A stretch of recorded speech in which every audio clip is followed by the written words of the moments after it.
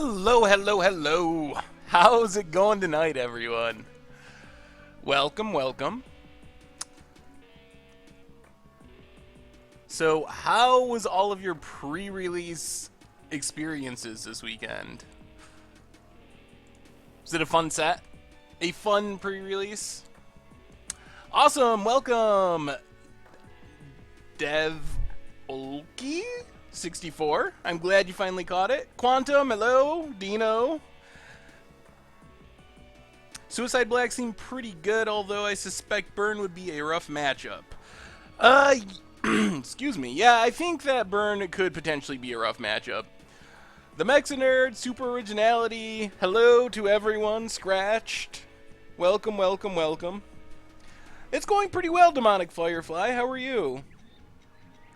So Eldritch Moon was pretty sweet. Got an Eldritch Evolution. Nice.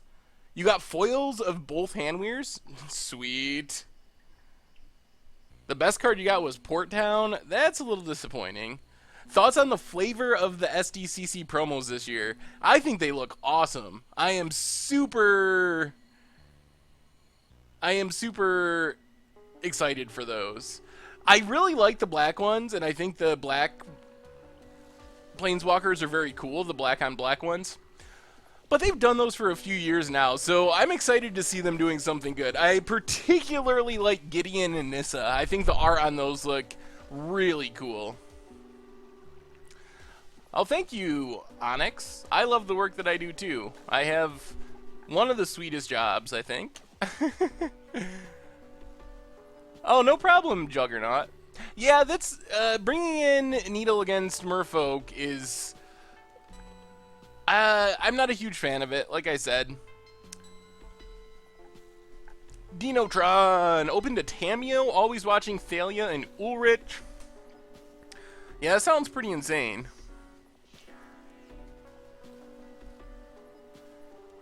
Yeah, Psycho Smurf. I was already thinking that I would probably include that, and then I was like, I don't know, do people like even care about another version of a treasure hunt deck? And then after you sent it to me, I'm like, alright, I'm going to include it in the article. I'm doing well, Dinotron. How are you doing? Anyway, tonight, we are going into Modern to play... Force Mage Green was popular enough that that is very likely going to be our next Much Brew About Nothing videos. Oh no, Stu. Stu is here. What's up, Stu? Should I sell Gasella now or wait for a big tournament? Either sell it now or wait till after the Pro Tour and hope you get lucky.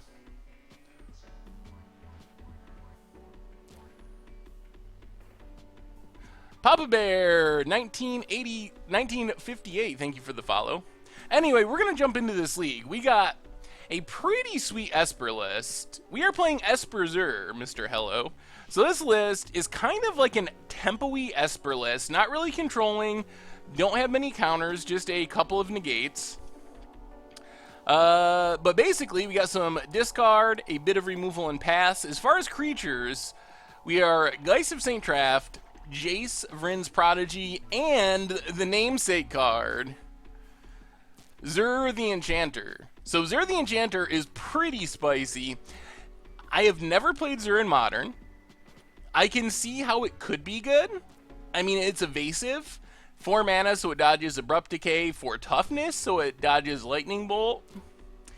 So, Onyx, thank you for the follow. And someone else whose name I missed, my apologies, but thanks to you as well. So Zur, when it attacks, we get to search out an enchantment with the converted mana cost 3 or less, so we can get Spreading Seas to draw cards and mess with our opponent's mana. We can get Ghostly Prison to stop the beats. Yeah, Zur is very good in EDH. Steal the Godhead can go onto our Geist. Why would you have to quit Magic, Scratch, to play Pokemon Go? Can't you just do both? And then Detention Sphere is removal. Otherwise, we got a pretty typical Esper mana base. Actually, I should probably change our basics. I forgot to change our basics. And I know I'll get yelled at. So what sweet promo basics do we have today? Only need one swamp. I really like this one. And I don't get to play it much, because I only have one of them, so I have to wait till I have decks where I only need one swamps. Because they're actually, like, somewhat expensive for basic lands. And although I like my basic lands pretty, I also don't like to spend a ton of money on basic lands. It just feels kinda crazy. As far as planes, we need 8 planes. Let's go windmill for the planes, and 2 islands. Why doesn't it have anyone use the enchantment creatures that are pretty good? Are there any good ones in these colors, though, in Esper, that also cost 3 or less mana? So we're going to run this through a Modern League and see how it goes. Yeah, I do have some gurus, but no gurus today. Dino13254. I'm playing my first Pauper tournament Sunday. I'm using one of Jake's lists. Any way you can send him a message saying thanks for the content? Well, you can send him a message saying thanks for the content. Oh, God. Well, I can send him a message. I should know his email off the top of my head, but I don't. He does have a... Is it Pauper at MTGGoldfish.com? Or... It might be Pauper or playing Pauper at MTGGoldfish.com, but I can pass it along for you for the time being. Alright, so Esper Zur. Let's see how this works. I will remind me, Dino, and like between rounds, I will try to look and make sure I get you his correct email. Decided to build that Decimator Elves deck you came up with. I was thinking of maybe bringing in some Sylvan Advocates and a few Cocos. What should I cut to make room?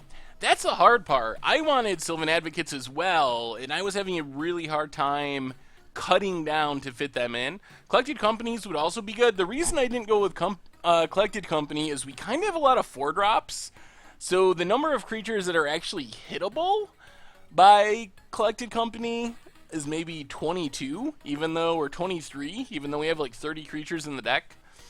Something like that, at least. But I think it's possible, and both of those cards could be pretty good. The deck list graphics are an MTG Goldfish thing. That's a tool we have on the site. Living the 5-0 dream. We're going to get there. What do you think about Green-Red Tron for a GP trial, that or burn? I think both decks are pretty solid. It is Pauper at MTG Goldfish. Thank you. Thank you, thank you, thank you. Would I sign a petition for Wizards to start Pauper GPs?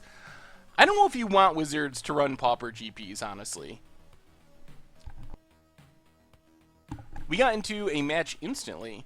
I think if you start having competitive Paper Pauper, it's going to drive up prices of cards, and people are probably not going to be happy. I think it would be cool. I would like to see more local gaming stores really supporting the format. I think that's the next step. All right, we're excuse me. I'm all like congested tonight. Yeah, we got a mulligan this one. We're not going to keep the Zero Lander. Your LGS is starting Paupers, Stu? That's sweet. Pauper is a pretty neat format. I like Jace, but we don't have blue mana, so... We sold out our pre-release kits. I played in 2 flights, never doing the midnight one. Yeah, yeah, I'm not much of a midnight pre-release kind of person. Oh, Lord. Is this blue-black control or Grixis control? Let's just take Snapcaster, and then we can take the Leak next turn.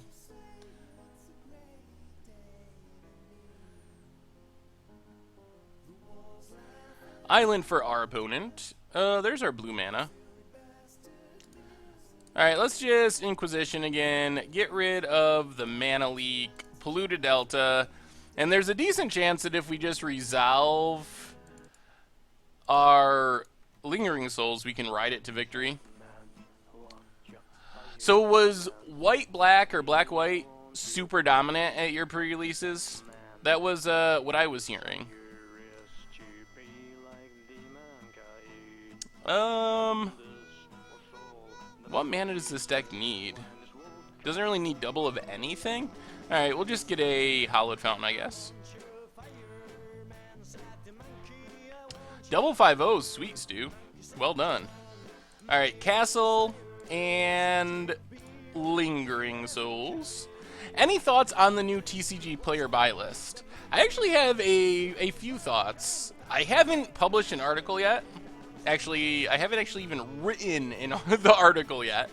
But I was part of their preview thing over the weekend, so I got to kind of sneak peek at it.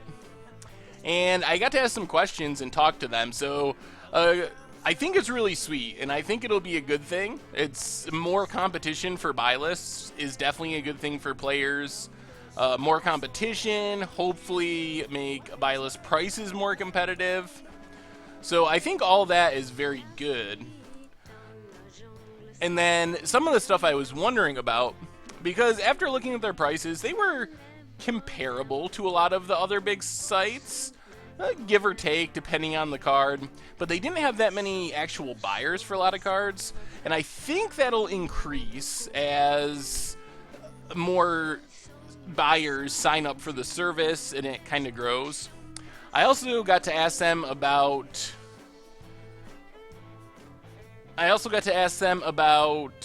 store credit, and they said that that was something, or some form of store credit would be something they might try to consider in the future, although the sticking point is it's not literally them that's buying the cards. But that's one of the big issues I saw, is if their prices are similar to another big site and you want to get other cards, you're probably better off going somewhere where they'll give you a 30% store credit bonus. So it's nice to know that that could be a possibility. And what was the other main thing I talked to them about? Oh, the way it's set up now, when you first start off on level 1 or level 2, you're limited to 100 cards at level 1 or 200 cards to an order, which makes it really difficult to sell low value cards. Like, I've definitely had buy lists where 100 cards is like $10, and it would just be close to impossible to do that with the TCG setup, and they said that is something that could potentially change or evolve in the future as well. And the other thing was payments. Right now it only goes to your bank account, and they said that payment options like PayPal, possibly checks and so forth, is something else that they are looking to implement in the future. So I think it's awesome that they're doing it, and hopefully it'll be even more awesome in the future. So that was a very long-winded answer to a question about buy lists. But I think it's sweet overall. I think it's a good thing for players. And I'm also excited because they will probably release it on their API, so we'll be able to use those prices on Goldfish to have even more better buy list prices listed on Goldfish.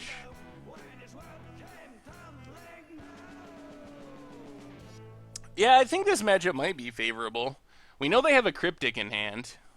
Good afternoon, Arnor. Retold. Or Toyd. Retoid. I do hate, in fact. That is very true. That was the other thing. I signed up for the preview using a new account, and it was the hardest buy list I've ever had to sign up for. Like, I'm used to, like, a lot of buy lists. You can just hop on. Some of them, you don't even need to, like, I think ABU, you don't even have to have an account. You can buy list to them without even having an account at all. But at that one, I had to, like, find my bank account information, my routing, all that stuff, put that in, verify my email, verify through phone. So I'm sure it does protect them, but it was a lot more in depth as far as signing up compared to any other buy list I've used, which is pretty much all the major ones. Italian AJ, thank you very, very much for the follow. Do I think the new Tamiyo will see play in Modern? I said more better. Sorry. That happens when I'm rambling. Sometimes I say things that are stupid without even realizing it. I don't really think Tamiyo will see play in Modern. Possibly as like a Super Friends doubling season. Definitely we'll see play in like the Double Moonwalkers deck. But as far as actual Tier 1 decks, not really expecting it. Jace Keeney. Oh, thank you so much. I'm glad I'm glad you enjoy the content. I enjoy making it. Oh, I feel like we're losing because ooh, Lingering Souls I like. Lingering Souls. Betterer is more better than more better. I just really like Pack Rat. I can't believe we hadn't played Pack Rat before on Budget Magic or anything. Doing well, Malcolm Jr. How are you? Now our opponent has mono counters.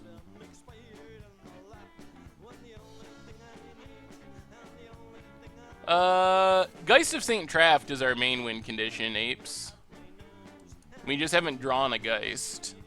If we ever resolve a Geist against this deck, it's going to be pretty hard for them to beat us.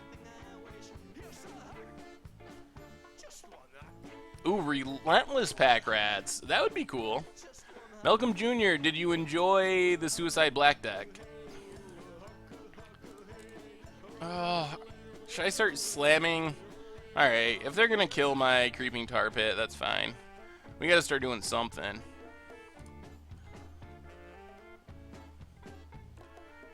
Another path. Play another Tar Pit. Roy90, thank you. This was an instant deck tech a little while ago, but it was.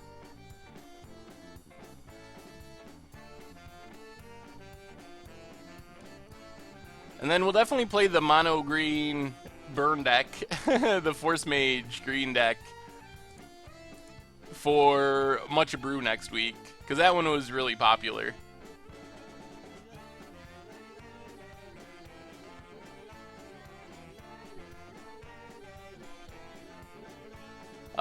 Ralph Ebb, thank you for the follow. Oh my god, Rev. Oh, Sphinx's Revelation. We don't have one left to flash back, and they countered both halves of it. It got... they countered the first half with Cryptic. Oh my god. And then countered the flashback with Mana Leak. I don't feel like we're winning anymore. I feel like they're going to play something huge. Whenever an opponent resolves a Sphinx's Revelation, it feels like you're losing, even if you're not. When you make new decks, do you buy all the cards or do you already have them in your collection? So I have a decent size collection. So I usually have like half of the cards I need, depending on the format and the deck, but maybe half in my collection. And then I have the ability to borrow cards for making videos and streaming, so I don't really have to buy cards for decks anymore, which is nice. I do love Sphinx's Revelation. I do not love my opponent casting it, though.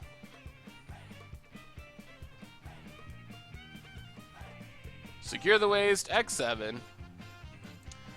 Oh, Lord.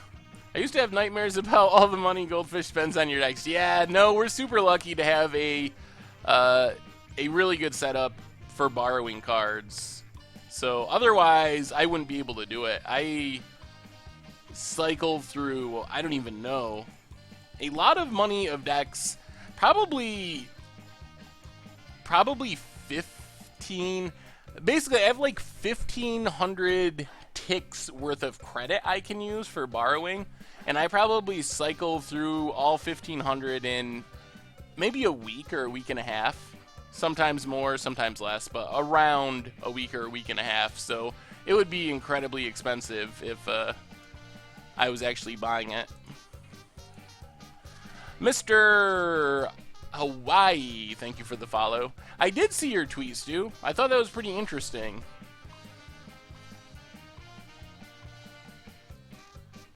Yeah, we have drawn a ton of lands. What do I think the top standard decks will be post-rotation? Oh, thank you for the follow, someone whose name I just missed. I saw it pop up, but missed the name. Yeah, we got double Esper Charm there. And that's another land. Alright, to the sideboard. Top decks in standard post-rotation. I think the decks that are already good will still be good. Various company decks, green-white tokens.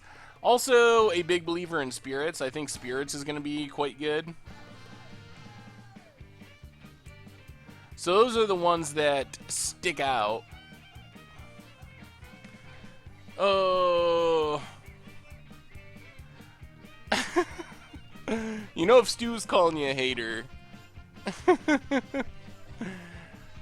Yeah, Wizards has, like, God accounts, but they only give them to people that are working directly for them.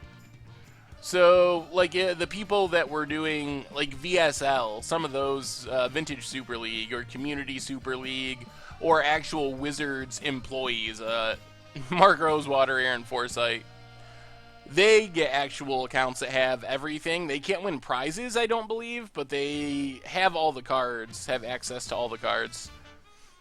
How do you think Blue Black Zombies is going to be? I'm still a little skeptical. I really want them to be good, but I'm still not sure. I will have to actually play some games with them and test them. I'm sure we'll be playing them somewhere on Budget Magic or against the odds, worst case.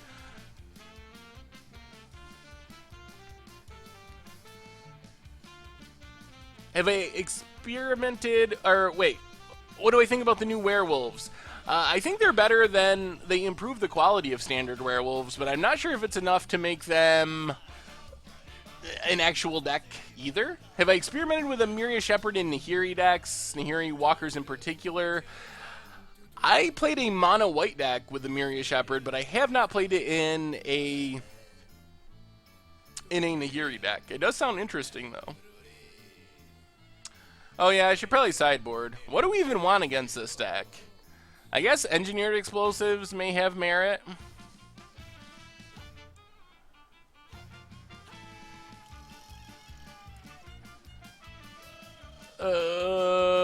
What do we not want though? I guess paths? Go down a couple paths for Engineered Explosives?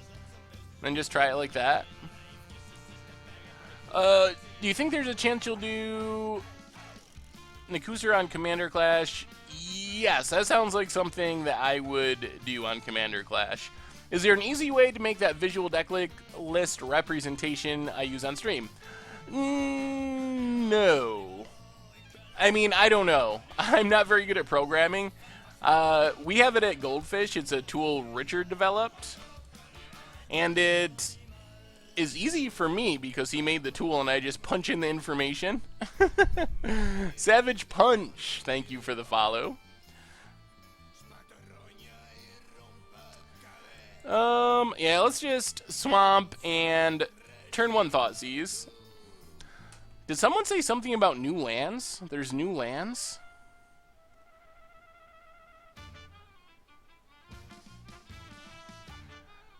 What happened? Never try to replicate my success with what? I must have missed what that was about. Let's see. Cryptic, Rev, Verdict, Think Twice.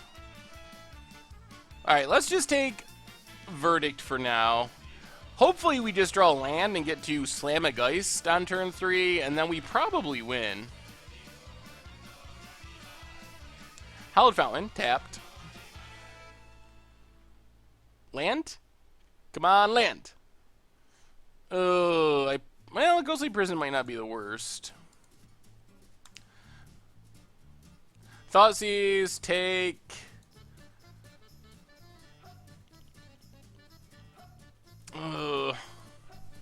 Snapcaster blocks are Geist, but Rev is so bad in the long term. I'm going to just take Snapcaster, I guess. Play Marsh Flats, pass the turn. Yeah, Curse would be better if we were concerned about Lingering Souls. Come on, land. Ugh. When do I think the stream will be on YouTube? Maybe a day or two? Usually it's not super long. We're just going to run out Spreading Seas because I want to draw a card. Are they really going to counter Spreading Seas? Mind's Dilation is interesting.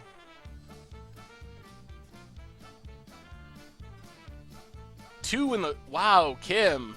You are in a very different time zone than me. I'm in... It's 7 in my time. Come on, land. Ugh, alright. We gotta land, but we don't know if we're gonna be able to get this Geist down. Someone entered a league with my budget deck and is currently at 4-0. Well, you have to keep in mind that I typically record Budget Magic in the queues, and I think the average matchup in a queue is slightly less competitive than in a league. You're more likely to run into some jank decks every once in a while and pick up wins that way. So it takes a special budget deck. Not every budget deck is going to do awesome in a league. Alright, we're going for it. You got a counter opponent, or do we win? Aha! Alright, we have a Geist. Yeah, I usually play the two-person queues as well.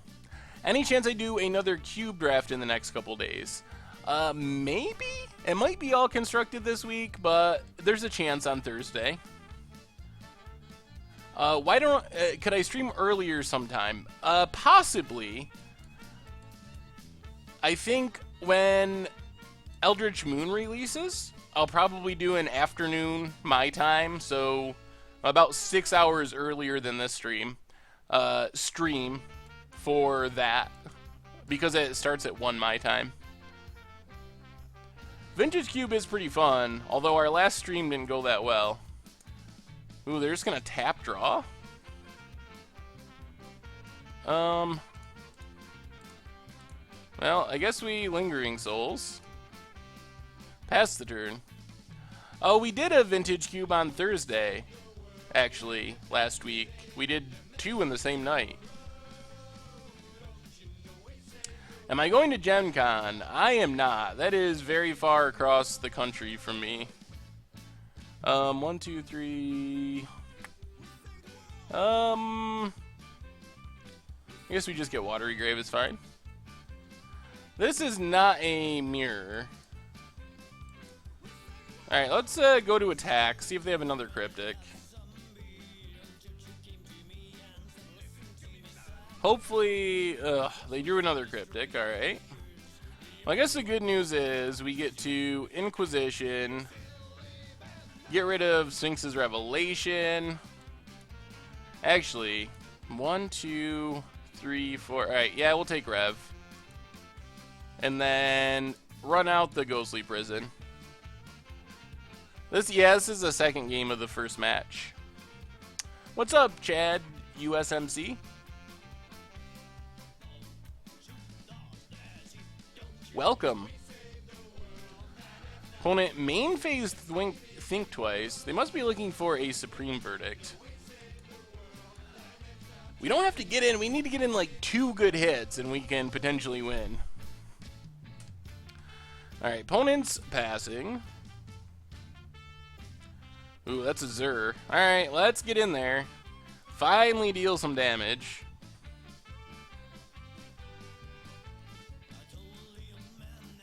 I don't even think we're gonna play Zur.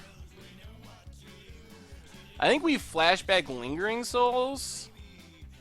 They might have to negate this, because this represents lethal next turn if they don't have... Alright, they let it go. Is this much a brew about nothing, or just a stream alongside it? No, this is just a stream alongside.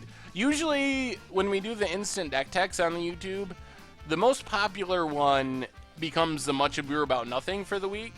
And then, most of the time, we play some of the next most popular ones on stream. Although we occasionally play other things as well. It's not all instant deck tech decks. Yeah, those Think Twices are in trouble now that we have that Ghostly Prison. Did they find a Wrath? Of course.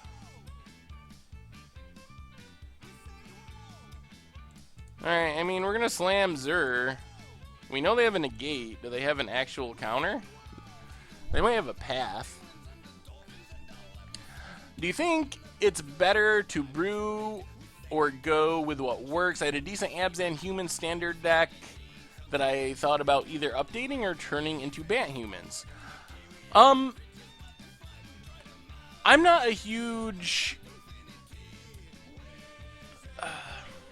Personally, I enjoy brewing, but I also like playing other people's tier decks as well, so I know there's like some debate still for some reason I don't understand about like net decking and should you net deck, should you not net deck, and I think that that's just silly. I think you should play what you want and have fun.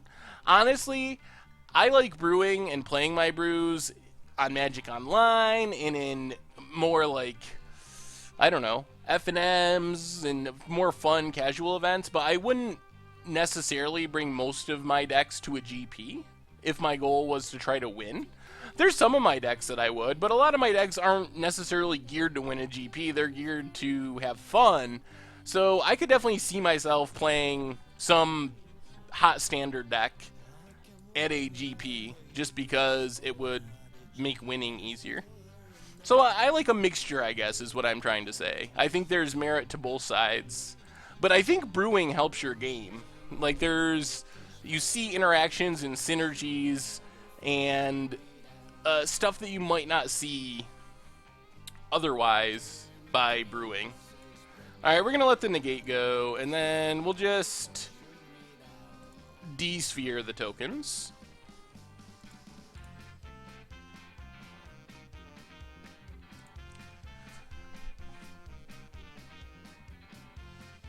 What deck would I play to win the next Modern GP? If I was going to go to a Modern GP and my only goal was winning and I didn't really care about having fun, that's actually an interesting question. I might lean towards Jeskai Nahiri, just because that fits my playstyle, and if I'm playing competitively, I like controlling type decks. So that would probably be my go-to competitive deck. Do so much content, do you ever get burnt out? Magic is such an engaging time, I feel that sometimes we push too much into it and it backfires. Not yet, thankfully. Should I be pathing here? We get blown out by a counter. Let's just wait. Burn is a good choice as well. No, that's against my morals as a Magic player. I can't play Burn. We really need another threat. Yeah, we'll wait one more turn. Yeah, Pack Rat's pretty good. Tron, I would consider playing Tron, or Bant Eldrazi. I definitely am looking forward to playing Tamiyo with Doubling Season, but I don't know if that would be like a tier 1 choice or not. Alright, let's get rid of this Colonnade, which is pretty obnoxious. Alright, we need a threat. Lingering Souls would be good. We haven't drawn a single Jace this entire game. A Jace would even be fine. We could start flashing things back. Not really. Thought Seizes, I guess. Alright, let's Inquisition. Opponent's got 2 deltas, so our opponent is empty-handed too. The problem is, if they just draw a Sphinx's Revelation or a Snapcaster, things could go bad. It would be nice to draw a threat and finish off this game here. Another D-Sphere. Well, remember, they were asking me about playing to win.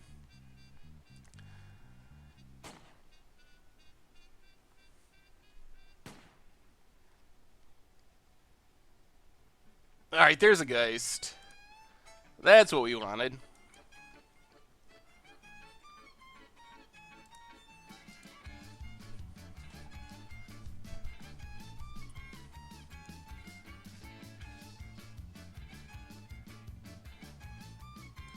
Alright, we're gonna negate.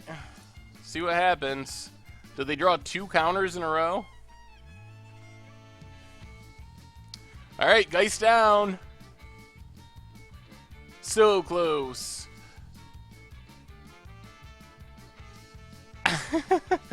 I have never played Affinity, and I'm not especially interested in starting. Chaz likes Affinity, but it's just not really my style. Too aggro for me. I don't really enjoy playing aggressive decks.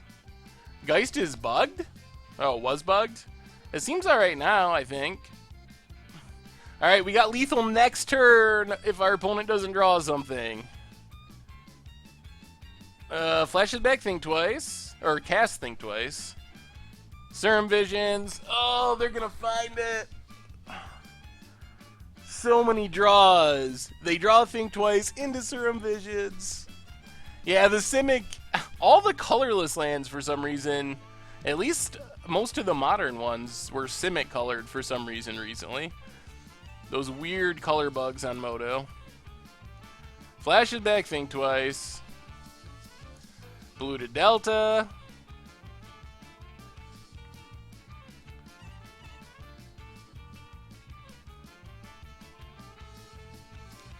Esper Charm. Oh.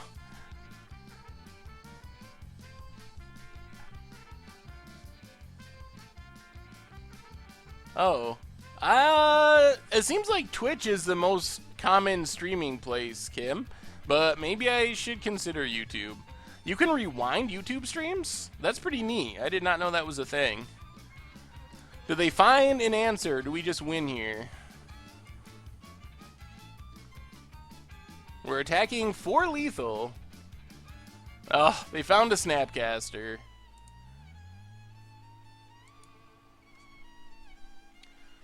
Oh, man. They target negate. Block the guys. Drop to 2. Oh. Alright, pass the turn. What's up, Heracross? Do we even have any lands left to fetch? It would be embarrassing to crack this and whiff. Oh no! Now we're gonna lose to Celestial Colonnade after all that. I haven't really looked into streaming anywhere other than Twitch, actually.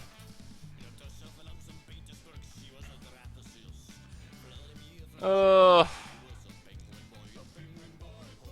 Jeez.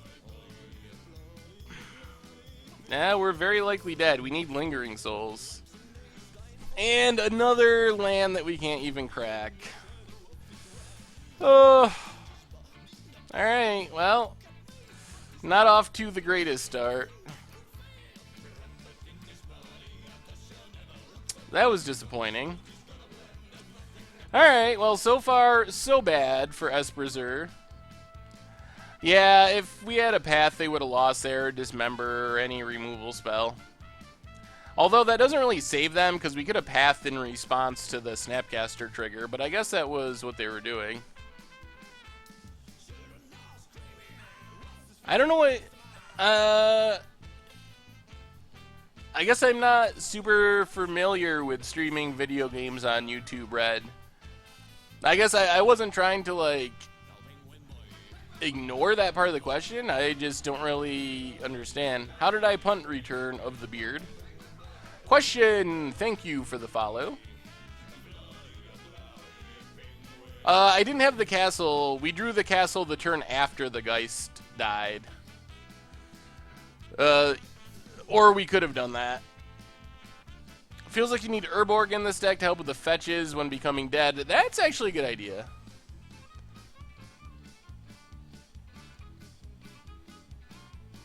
Oh, RedTube. I thought you were talking about YouTube Red. I don't even know what RedTube is, actually. I just know that YouTube Red pops up in my YouTube channel sometimes, so I thought that's what you were, what you were talking about. Alright. Dragon? Something? Thank you for the follow. RedTube, YouTube Red, same thing.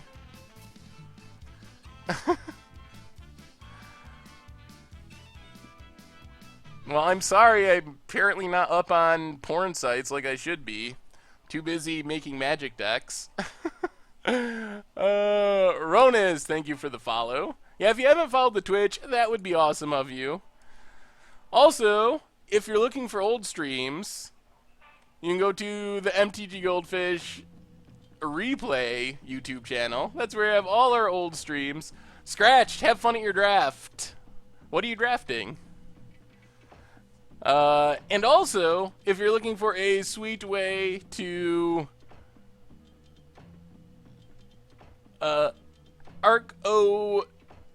Archon Vec 51, thanks for the follow. If you're looking for a way to support the site, we still got playmats available. Also, there's a link down below to sign up for premium on MTG Goldfish if you're looking for another way to support the stream or the site. Don't actually go to RedTube. I mean, you can go to RedTube if you want, but don't click on the link in my Twitch chat and then accidentally go to RedTube, children. Oh, Epic Clown got the beat down from. Was that you, Stu? Thank you, Webb. I'll buy a playmat if you instant deck tech me. The problem is, Scratch, is most of the instant deck techs are like weird and janky, and your deck is good, but I don't know if it's quite janky enough. Yeah, if Stu actually has to moderate, you have to send him some bulk cards. I still may be able to do it scratched, but as odd as it sounds, your deck might be too good for instant deck techs. Alright, Scratch, have an awesome draft. Enjoy it. I built a blue-red tempo deck based off the blue-red Flash Flyers build you showed a few times. Here's a link. Oh no, are we having audio issues? Hopefully not. Oh, why is this Moto League taking so long? Mausoleum Wanderer, alright, good start. Dimensional Infiltrator, Rattle Chains, Nibelgeist Herald, Nibelgast Herald, Niblis of the Frost, Clash of Wills Unsubstantiate, Collective Defiance, Fevered Visions, Brutal Expulsion. That actually looks really solid. It's kind of like a blue-red Spirits deck. One of the big debates I'm having with myself is whether Dimensional Infiltrator belongs in these lists. I like just the Flash Fire package, and I think Dimensional Infiltrator is really good. But it doesn't necessarily work with the Spirit package, so when I published my Spirit list in the article this weekend, I did not have Dimensional Infiltrator. We're going to re-queue here, see if it picks up the pace a little bit. Do I think we'll have a viable Esper deck this standard? There's a chance. I'm not super hopeful. There's nothing that jumps out as far as Esper being super dominant, at least right away. I think we'll have a good blue-white spirit deck, but as far as like a more traditional Esper control, you think Elder Deep Fiend is a must for the spirit decks? That's another one I was wondering about. It could be. Oh, I'm waiting for... I love Esper control. I wish we had a Sphinx's Revelation control deck in every standard. I would be a happy guy. Have I thought about Splendid Reclamation in Standard with Retreats or Molten Vortex?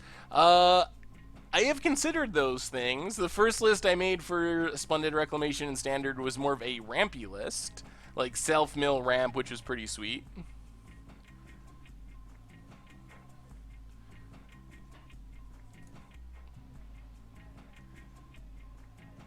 If your deck doesn't have D command in it, you're doing it wrong.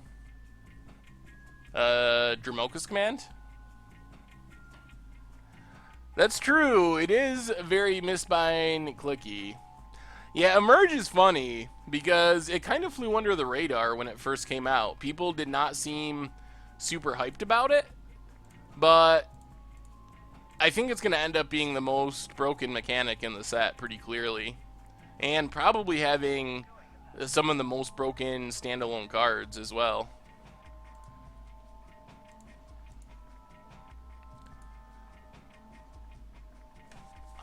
I didn't think that there was much hype. Did you think it was immediately hype, Stu? Just from, like, watching things on Twitter, I didn't see as much of a conversation about those cards as a lot of the other cards that were spoiled at the same time.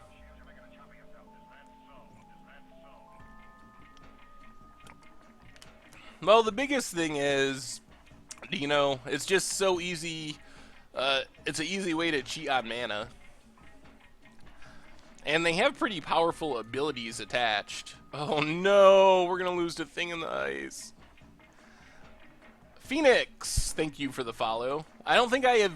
If this is the Thing in the Ice deck with Pyromancer's Ascension, I run into the deck a lot, and I don't think I've ever beat it. Dead, thank you for the follow. Some jink I brewed after watching Brew Spy. Yeah, Brew Spy is becoming one of my favorite brewers. I really appreciate Brew Spy's brews. Oh, Sadistic Sacrament? Nice. I've always wanted to build a deck, and I don't think I've really done it yet, but it's just all the, like, exile spells, and just try to exile everything relevant. We kind of did it with Psychogenic Probe to some extent on Against the Odds, but... Oh, it is that deck. We are so going to lose to this deck. For some reason, I can just not beat this deck. I'm going to trade a bunch of junk and get 4 Deep Fiend and 4 Spell Quellers. Yeah, I think those are two of the best cards in the set. Alright, well, let's... Inquisition, Gutshot, Snapcaster,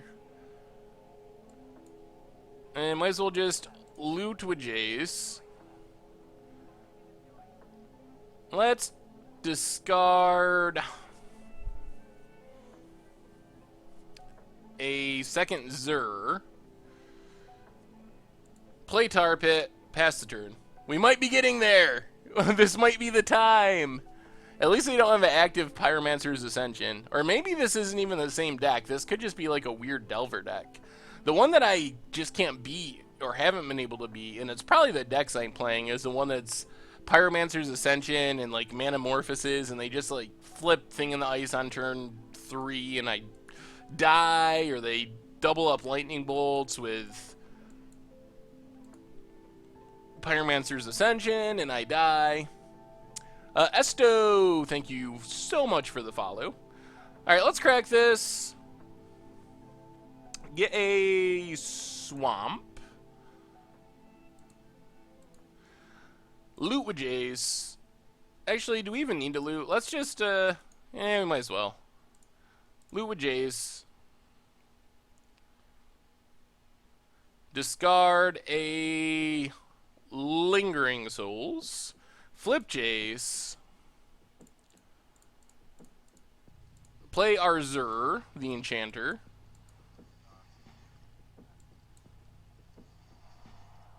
Yeah, we're finally gonna be able to use a Zur. Make the already zero powered thing in the ice even less powered. Yeah, D-Sphere off Zur is really good here.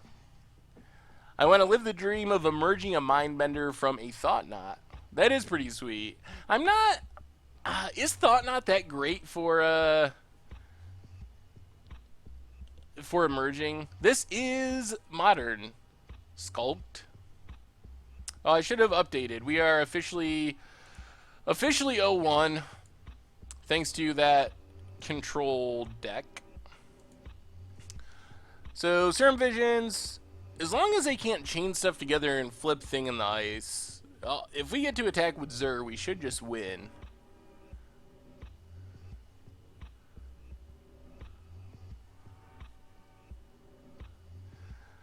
Looks like we're playing against, I think this is the Pyromancer's Ascension thing in the ice deck. I actually have a, yeah, it's like it's Char Rumbling. I think that's what the official name is when a creature has negative power.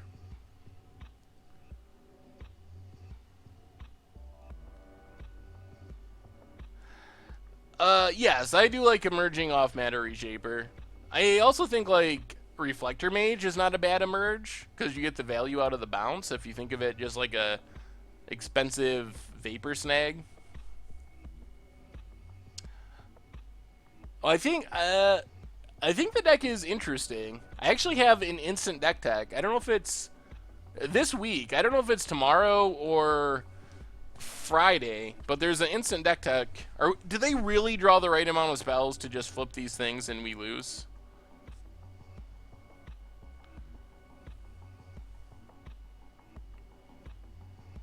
Oh my god! Are you for real? With a mutagenic growth. They wouldn't have even killed us, but they had a pump spell. Oh my goodness. Oh. Well, that was a little disappointing. We saw their hand and they had nothing. They had a gut shot and a land. And they just all of a sudden had everything. Alright, so now what? Yeah, if it wasn't exactly mutagenic growth, we would have lived there. So what are we doing against this deck? If it is a Pyromancer's Ascension deck, then Leyline of Sanctity is actually pretty good. That's kind of their backup plan for winning is Pyromancer's Ascension. Engineered Explosives also gets Thing and Pyromancer's Ascension all in one shot. I don't think we want Ghostly Prison. I'm not even sure about Lingering Souls. Yeah, another gut shot, you're right, would also have done it there. Yeah, I think the Splash Spirit deck is going to be very good.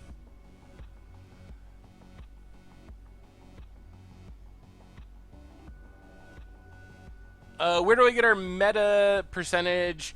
I normally use MTG Goldfish, Kim. We keep track of that stuff on there to the best of our abilities. Like that's a link to the modern metagame page. Yeah, Spreading Seas actually seems horrible. That's an easy cut. Good call, good call. And we gotta cut, let's see, 2 more cards. I might just cut 2 Lingering Souls. I think this looks reasonable. Oh, how do we keep track of the data? It comes from all the different tournaments. Magic Online. It comes... Richard would be able to answer more precisely than me since he does all the technical stuff. But I know we use all the stuff from Magic Online and also other major tournaments. You can actually see if you go to the front page, it has a list of recent major tournaments. So that's some of the places it comes from. We also just started a program for people to submit their events, so we can hopefully get more lists from around the world. But so if you play in a tournament, and a competitive, like, real tournament, there's a way you can submit or have your TO submit and potentially get your list and your name published if you finish well. So, but it is mostly Magic Online, official Wizards events, Star City events, WMCQ events, things like that.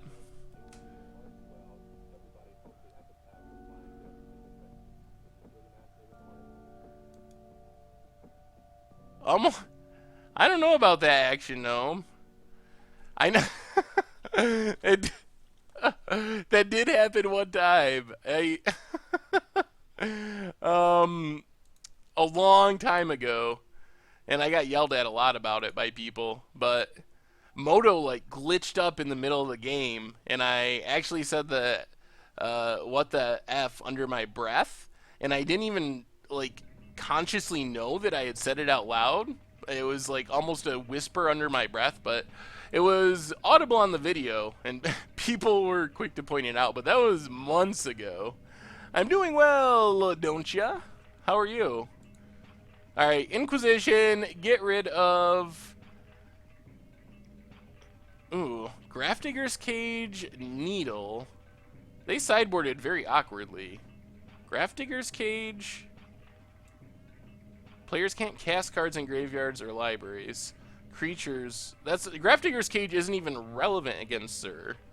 Needle, I guess, stops Jace, which would be annoying.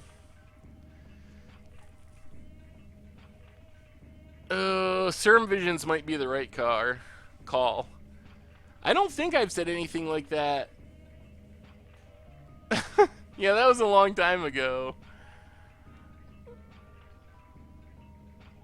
What the fairies? I don't remember that happening. I don't remember that happening recently. Oh, I don't know. Sometimes I start to say random things and then stop myself from saying it because I realize I'll probably sound stupid. So it could have been one of those situations as well where I wasn't actually gonna say something bad. Yeah, I actually have an... Yeah, I can say whatever I want, a bodacious space pirate, but we try to keep the YouTube channel, and I try to keep the stream family friendly, because I definitely do have younger people, kids even, that watch the videos and stuff with their parents, and I want to be accessible to that group of people as well. And honestly, I don't really... It's not that big of a deal for me, because I don't really swear all that much in real life anyway. So it's not like I'm constantly trying to censor myself or anything. I mean, obviously, I don't swear at all, or at least that's the idea, on streaming or in videos. So I swear slightly more in real life, but it's not like I just never swear. But it's not, I don't really talk that way normally anyway.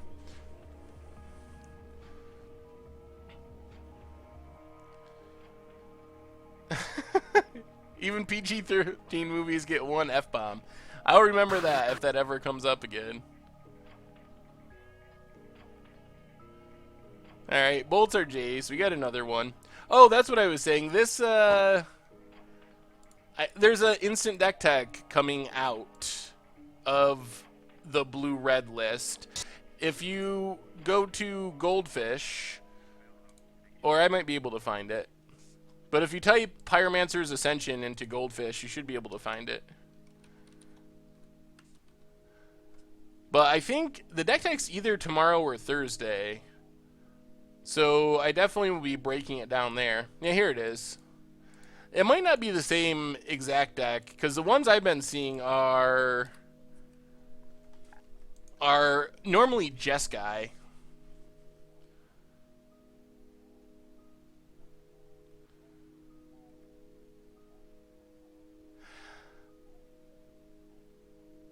Yeah, I definitely want the channel to be family friendly, because and I think it should be. Like, we forget sometimes that Magic is a game that kids play too.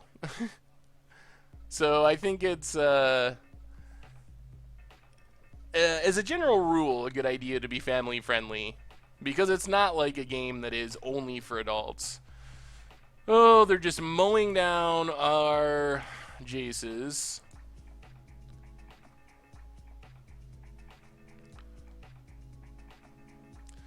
Good old bolt, snap, bolt.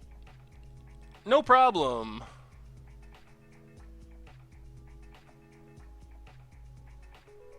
Well, Geist is good. I do like Geist. Closes out the game pretty quick. Should play Esper Zur for the puns.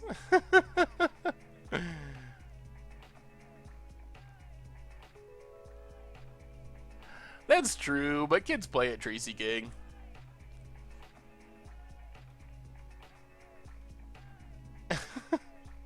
That's my general rule. If my little niece or nephew, if I'm not comfortable with them watching my videos or the stuff I do, then because I don't think it loses anything. Like I don't feel like I'm restricting myself or having to censor myself. So why not be accessible to all audiences? I do know Jake's Twitter. His email is pauper@mtgofish.com, and his Twitter is JakeStylesMTG.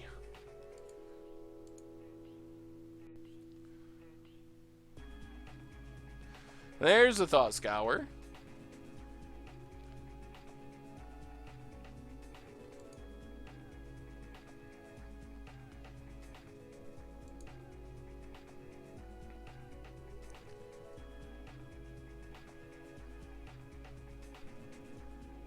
Steam vents tapped.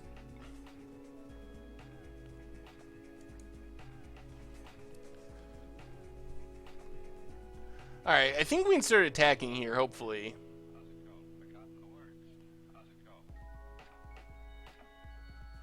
Yeah, I think that was my exact argument I used on Twitter at one point, Al. Like, there is literally no downside to trying to keep the language somewhat in check, because exactly that. No one is not going to watch because I don't say the F word, but there is some percentage of people out there who would not watch if I was saying the F word all the time.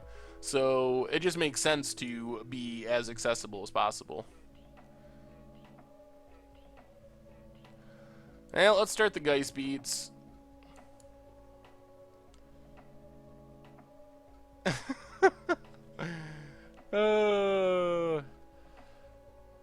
Are they gonna block with Young Pyromancer?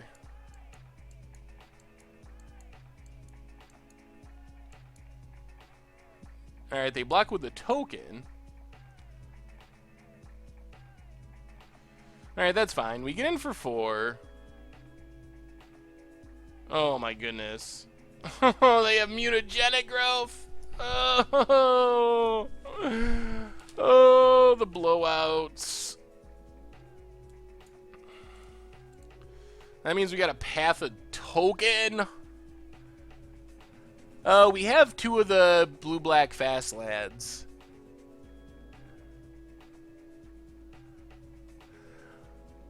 Wuskiv, thank you for the follow. Oh, pathing a token feels so bad. But we can't really just let our Geist die.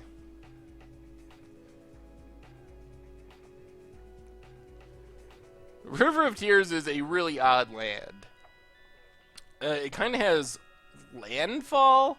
If you played a land on the turn, you get black mana.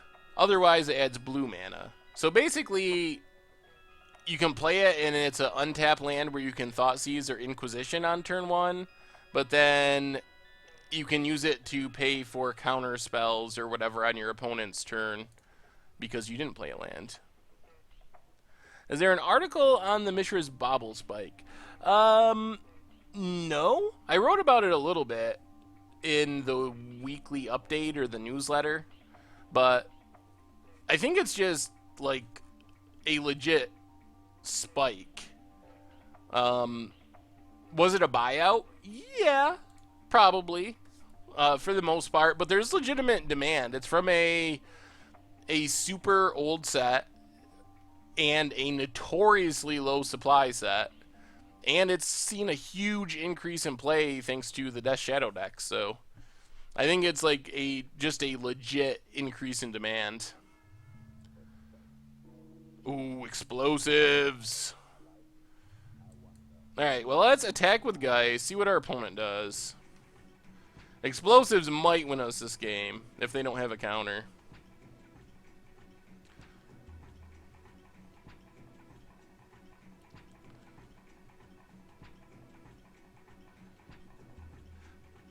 Hit our opponent.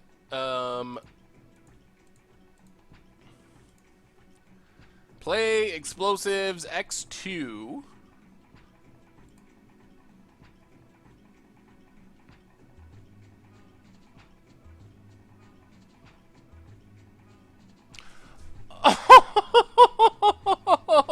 Oh my goodness. Oh,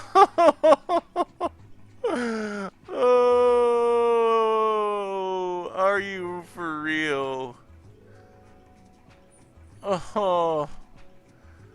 Oh, Spell Snare of all the counters they could have had. Mana Leak, we were fine.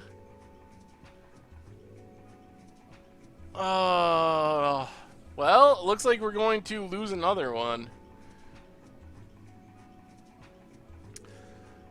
Maybe this deck is not very good. I'm starting to wonder, because we're not winning very much.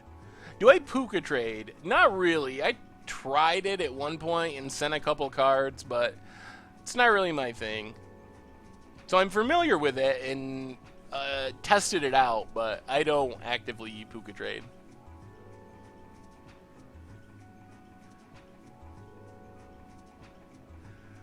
Yeah, it does feel like we're getting a... I don't know if unlucky is the right word, but things are going worse than they should. PC Guy, thanks for the follow. That's true. I mean, I don't think this deck is bad. It might just be that we're not getting very lucky, but we're not winning. And we do play a lot of decks that are not tier decks. It's not like we're just cheese. We play decks that, like, oh, someone won a SCG IQ with them somewhere. So it's not like we're playing the top tier of the format decks.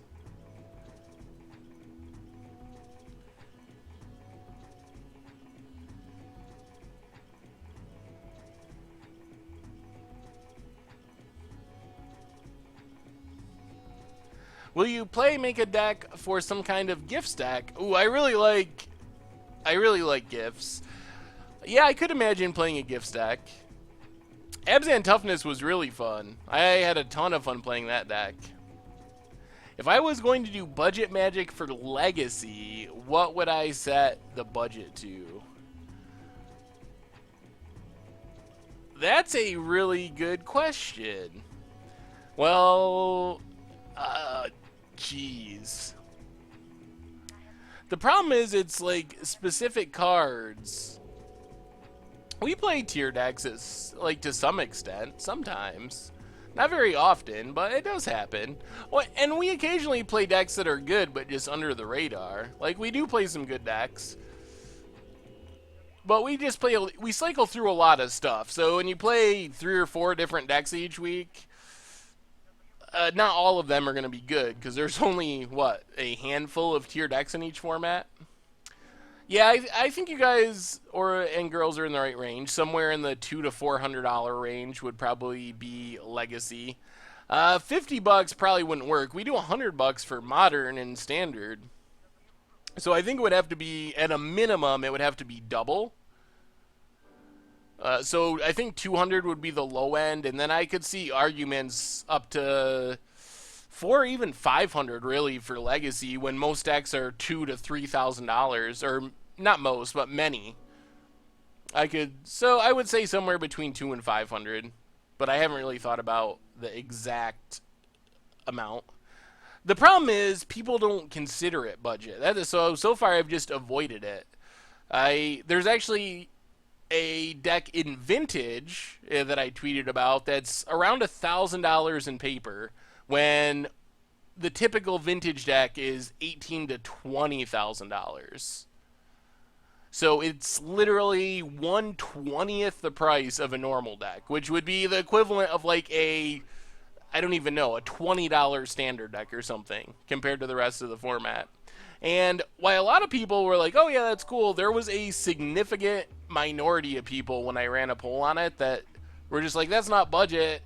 Like, I don't care that it's an expensive format. $1,000 still isn't budget.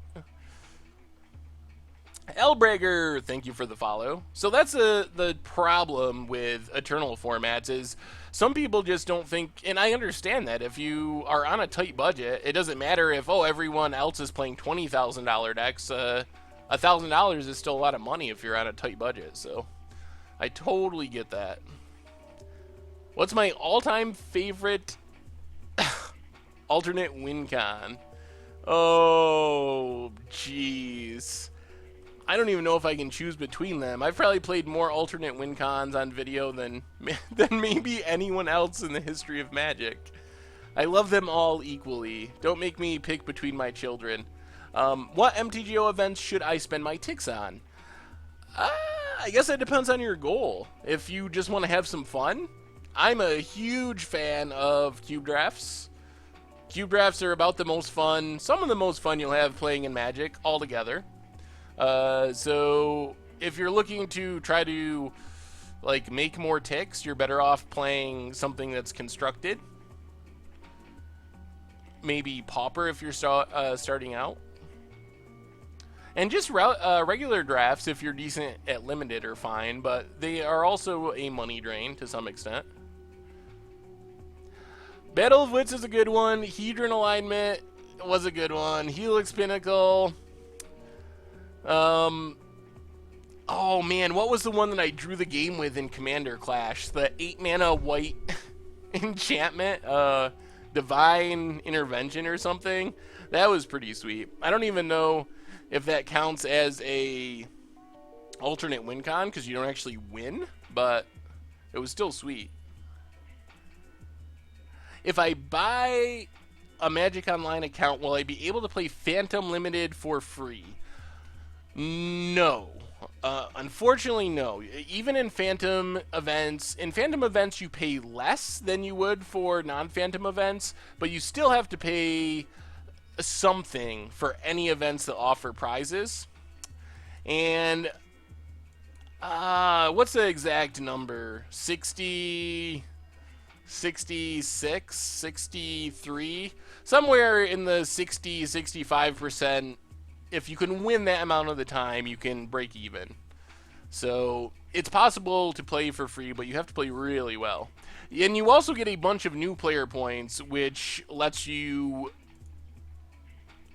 play 4 drafts, I think it is, or sealed events, 4 or 5, for your initial $10. So you do get to play some drafts for free. Biovisionary and Commander was fun. Yeah, the new player points are a good way to get people introduced to the format. Will I be uploading a replay of the Blue-Red Thopter stream? Yes, it will be in the MTG Goldfish replay channel. Is it not up in the replay channel yet? If you're looking for old streams, MTG Goldfish replay has them all. Yeah, it's already up in there. I thought it was. But the Thopter Prison deck is already up in there. Let's just Dark Slick Shores and run a Jace out there. This might be Jund? I don't know. Are you going to do a donate style deck harmless offering combo? Yes. As soon as Eldritch Moon releases, which is, let's see, not this Friday, but the following Friday. We're going to have like an entire month probably of super sweet Eldritch Moon stuff, including most definitely Harmless Offering. What are we doing here? Let's... do we gotta worry about Anger of the Gods? Probably. Let's just Thoughtseize instead of Lingering Souls. Thoughtseize. MTG Goldfish is... Oh. I knew that... Why was I even wondering? This is obviously... Quite obviously... Living End. I guess we just take Violent Outburst for now. Loot with Jace.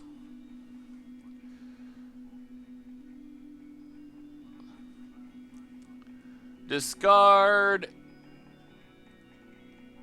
Lingering Souls. Play Marsh Flats. Crack Marsh Flats.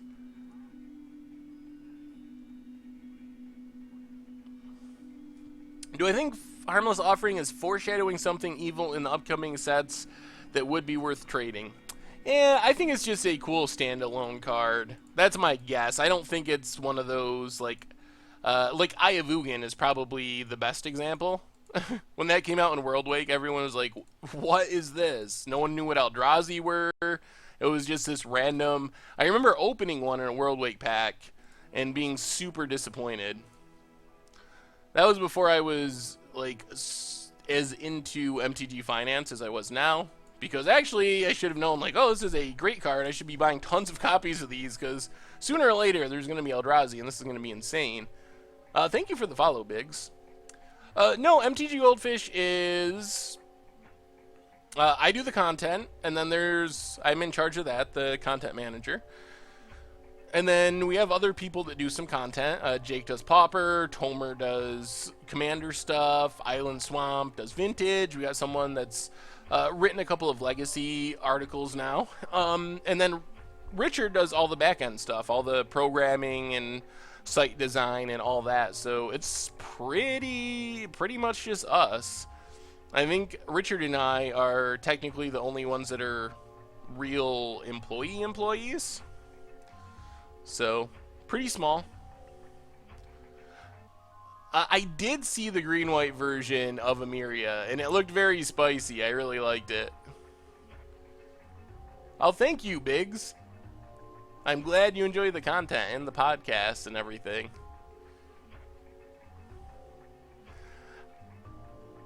Trainer Tom MYG, thanks for the follow. Definitely excited for some standard action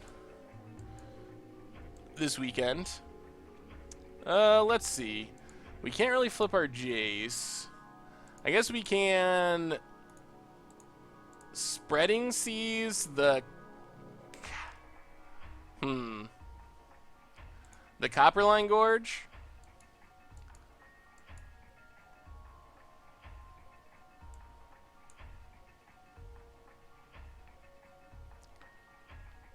They're going to Beast within their own land. Alright, that's fine. Keeps us from drawing a card.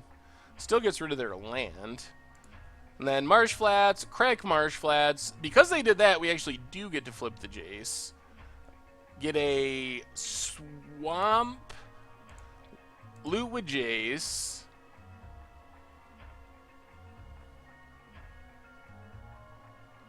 Discard. I guess just the castle.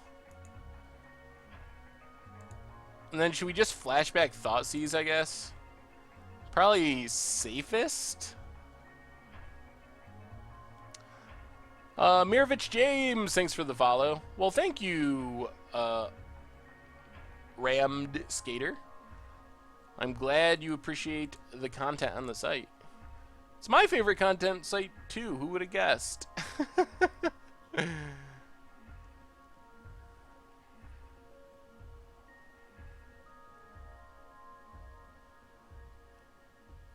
Tad Cooper is the name of the fish.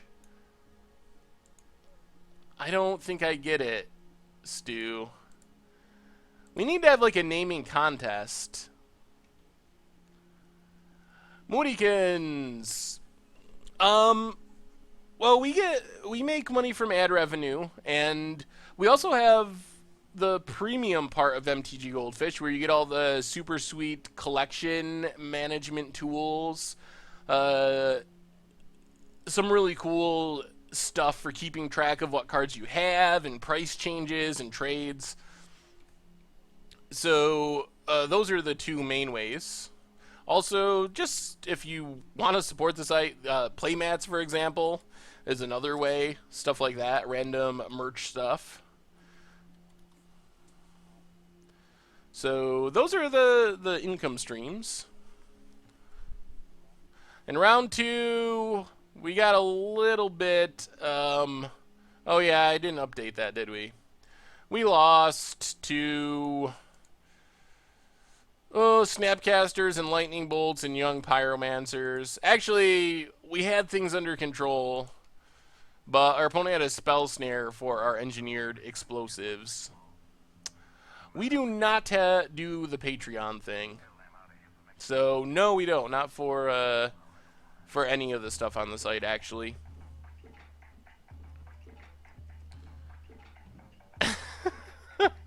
You enjoy that, Marty? Well, people yell at me when I say things wrong, so now I actually pause and try to say it right. Reason, thank you for the follow. And you have to admit that some of people's Twitch names, especially, good lord, they're just like random strings of letters. Oh, no!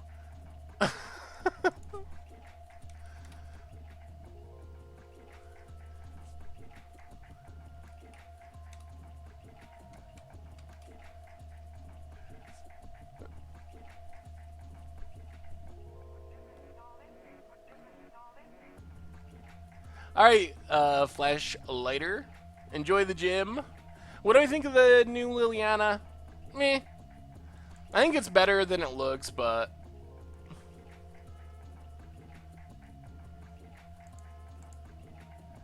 but I still don't think it's, like, super insane or anything.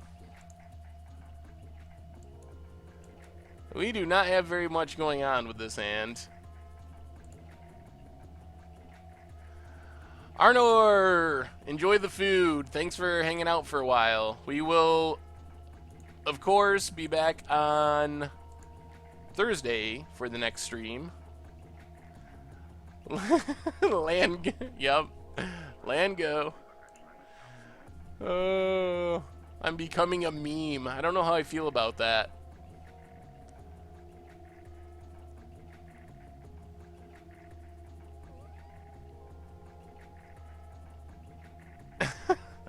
Yeah, I don't even want to know how many people's usernames I'm pronouncing wrong. Probably a lot.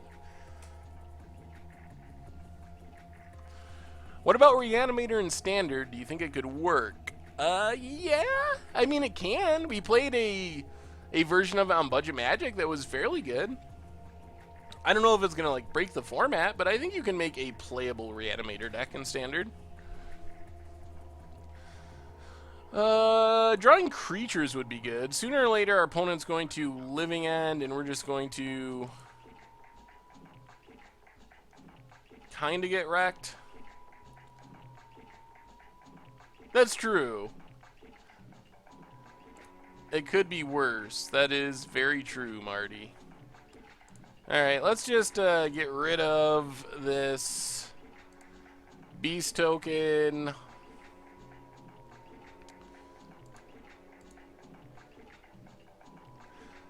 I guess we could Ultimate Jace. That's a long ways off, but you never know.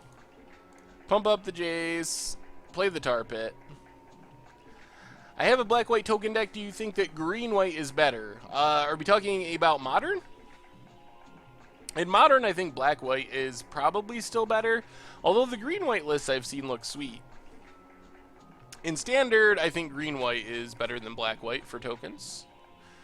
Yeah, there's nothing worse than hardcasting a Spirit Guide. That's when you know everything has gone very wrong for your deck. You never really want to hardcast a Spirit Guide.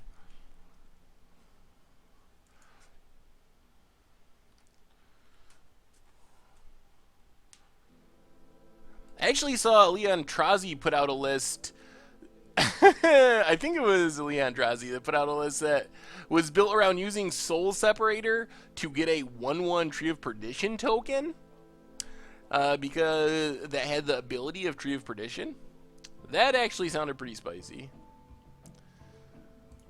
Alright, let's Spreading Seas. The black source, doesn't matter. Green source is Beast Within. Both of them have various cascade potential. Let's hit Copperline Gorge, I guess.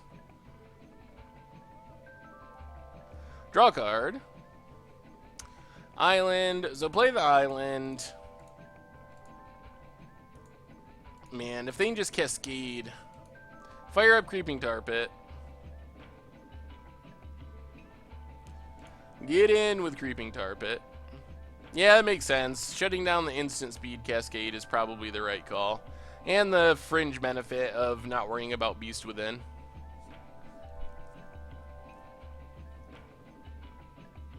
Yeah, it is pretty good when you kill someone with Spirit Guide Beats. That is also true. Peepers for the fish? That's actually a good fish name. Oh man, the next against odds turned out way more fun and way sweeter than I imagined. It it was pretty good. I'm happy with how the deck turned out for this one. Playing Maze's End, of course, coming out tomorrow night. Well, let's Thoughtseize. So what's the opinion on... Oh, they're just drawing all their living ends. Well, I guess we take the Spirit Guide so they can't beat us down with it. Pump up RJs. We are playing Esper Zur in Modern. Oh, the deck in Against the Odds. I'm sorry. Maze's End. We are playing Maze's End for Against the Odds. And the one thing I really didn't want to do... The one thing I really didn't want to do was just play Turbo Fog, because everyone, that's the first thing you think of, Turbo Fog. So not only are we playing Maze's End, we are not playing Turbo Fog.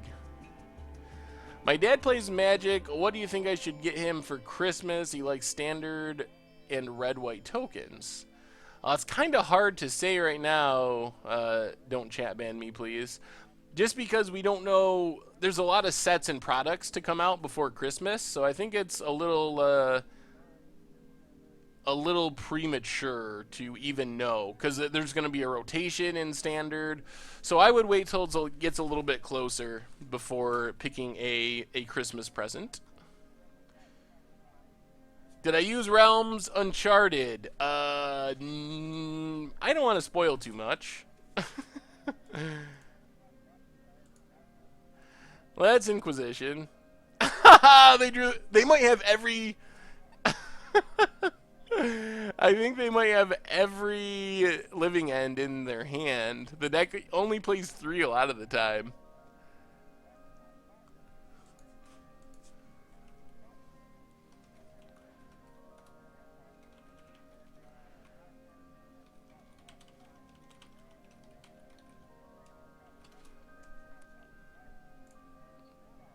Do I play other video board games other than MTG?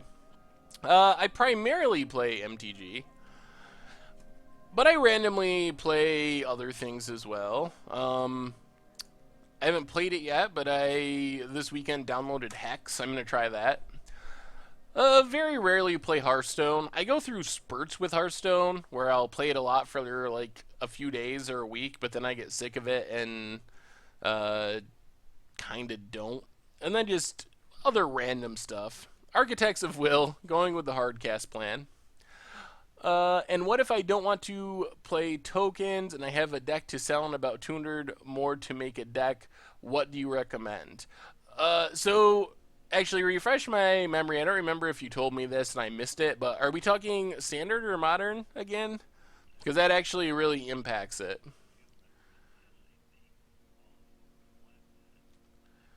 Do I still play MTG just for fun? Well, I mean, it's my job to make these videos and stuff, but I do it because it's fun, yeah.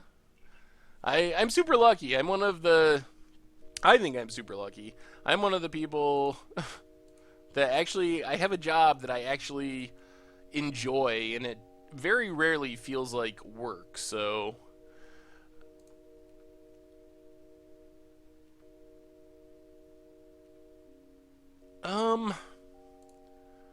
Yeah, I guess we'll just... D-Sphere, the Architect, pump up Jace on the Spirit Guide.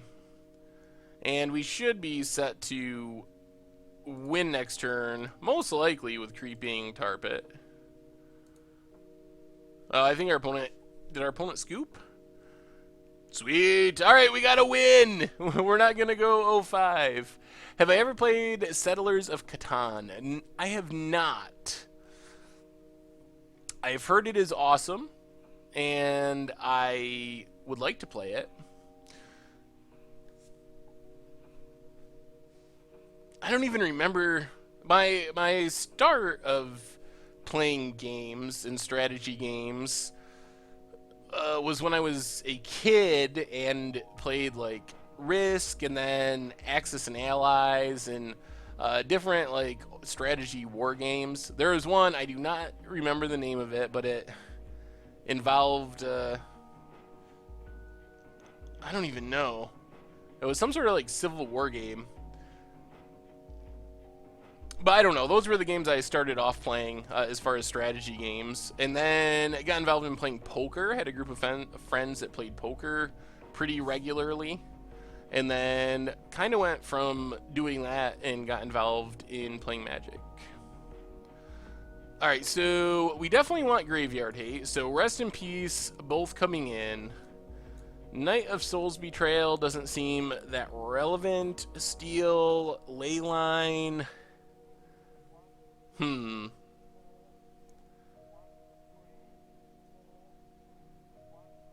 That's true, but we actually got a win, so we got to celebrate a win.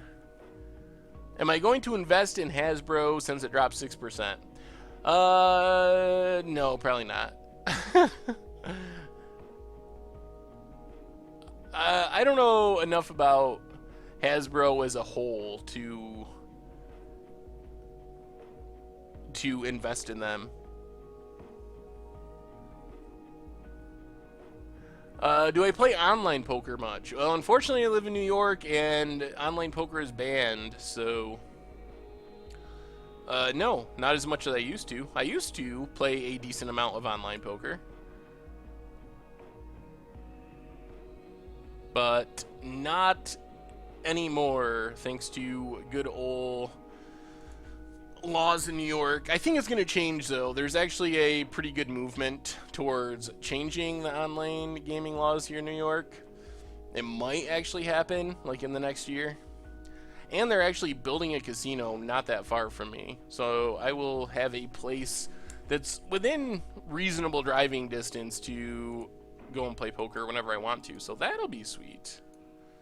I live in upstate New York.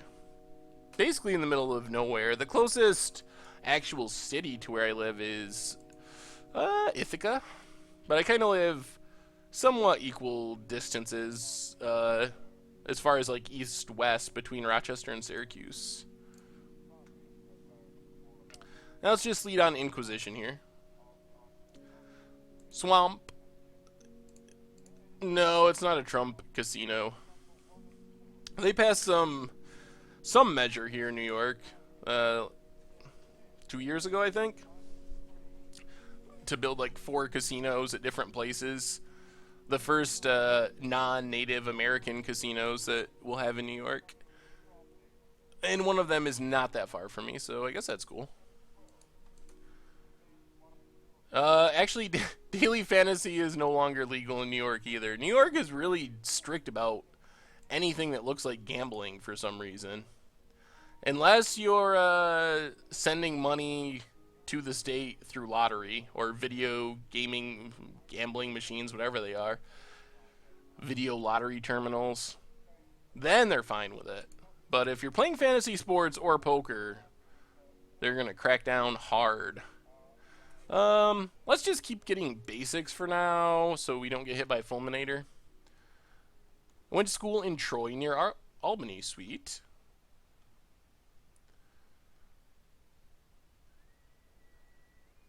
I've heard of some modern decks running prized amalgam. I have seen those decks. They're like dredge decks, and they're pretty interesting. They're pretty good. They really put the opponent to the test. If they don't have graveyard hate, they're usually going to have a board full of prized amalgams and blood gas and stuff like that pretty quickly. Narcomoebas.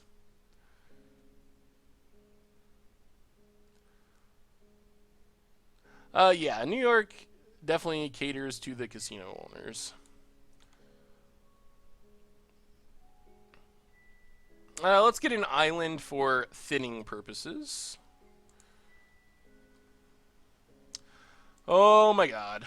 That is a lot of Zers. I don't think this deck ever wants to draw 3 Zers. Oh, yeah, it's... That's true. Who is it that won $20,000? Is it Andrew... Oh, I don't remember. They were talking about someone who won $20,000, one of the SCG crew. And Ross Merriman, playing Jeopardy, I think in 3 days, actually. Kind of cool. Cool to see Magic players that are good at other things. Alright, I guess we just gotta go for Zur here and hope for the best. So we'll get a Watery Grave untapped. Because if we can get in one attack with Zur, we can get a Rest in Peace, and that should go a long way. Oh, you won while you were at GPL Atlanta? Yeah, needle on needle is the way you win in Modern. I actually had someone apparently watch the stream and go back and take a picture of it and send it to me. Of me casting Pithing Needle on Pithing Needle. Just listened to my first MTG Goldfish podcast yesterday and was wondering how often they come out. So, MTG Goldfish podcast goes up every, I guess it's Monday night / Tuesday morning. I think of it as Monday night, but it's like late Monday night or early Tuesday morning. So we usually record them on Monday after all the happenings of the weekend, and then edit them and get them up that night. So, and we basically do one every week. We've had very few weeks that we've missed since we started doing it. Should I be... Awesome! I'm glad you enjoyed the podcast. Yeah, Chaz is fun to chat with. I will definitely pass that along to him, Malcolm. Do I have to worry about... This is a APAC promo swamp?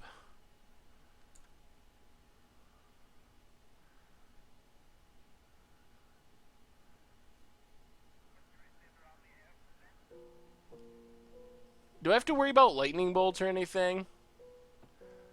Thank you, Mexanerd. I'm glad you like it. Does this deck even play Bolt, though? I mean, I guess we got 3 Zurs, though. I mean, what's the worst that can happen? We play another Zur next turn? I don't think they typically play Bolt. Oh, they're on the... Oh, no! Deadshot Minotaur. I should have known that. Oh. Yes, yes, yes. That makes sense. Well, good news is we got more Zurs where that came from. What do I think of the zombie planeswalkers for San Diego Comic-Con? I really like them. I think they're really cool.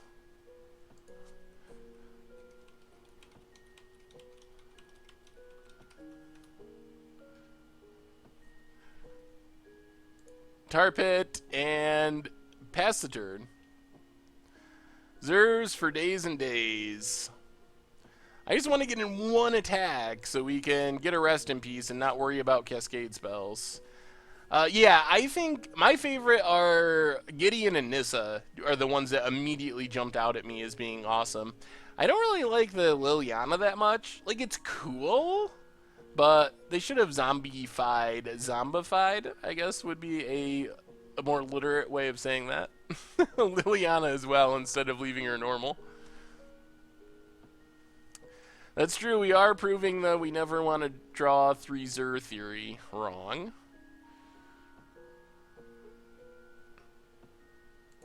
Alright, let's double block Fulminator and block Deadshot Minotaur.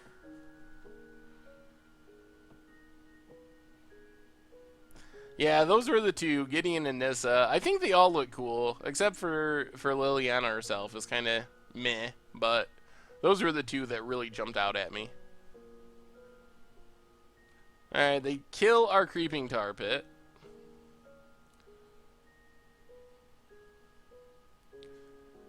Not dead enough.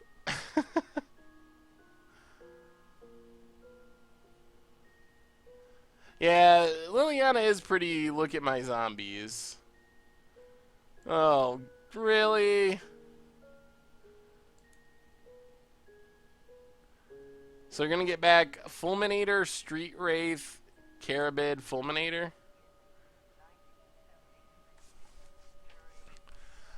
Oh, I guess we shouldn't have blocked.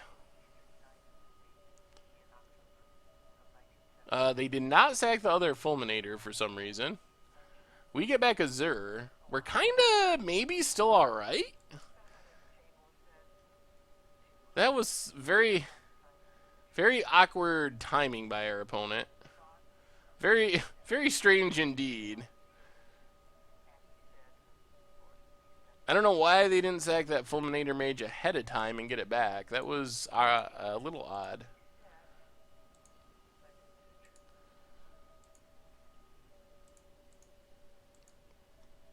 But we get to attack with our Zur. We finally did it.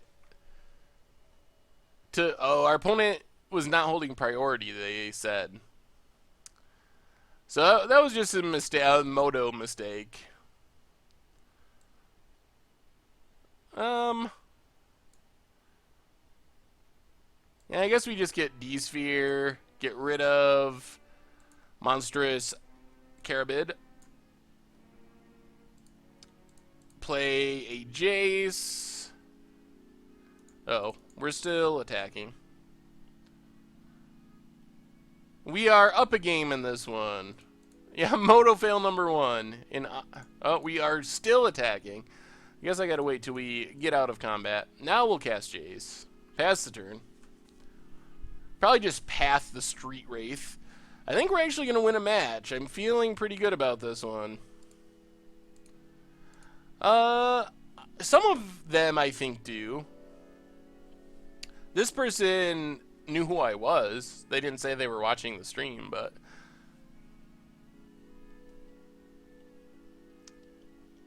opponent gets a land.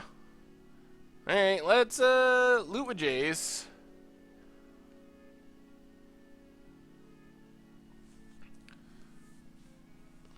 How does plus tax work in America? If I want to buy a Moto account, do I have to pay $10 plus something? Oh, I do not know the answer to that from another country. I think...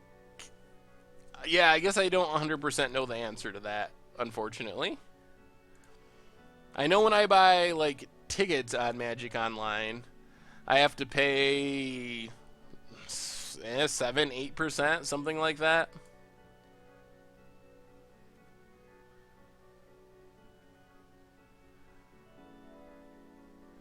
So Marsh Flats, Spreading Seas, the Black Cleave Cliffs, draw a card, pass the turn. Yes, thanks for the backseating, Stu. Okay, so apparently you can just pay $10. It must just be the fact that I live in New York, and New York loves taxing people, along with shutting down.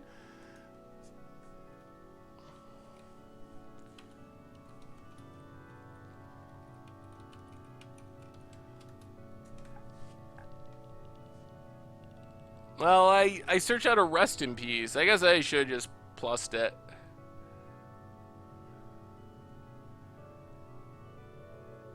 Yeah, taxes are interesting. New York, more so than most places. Big fan of taxing people.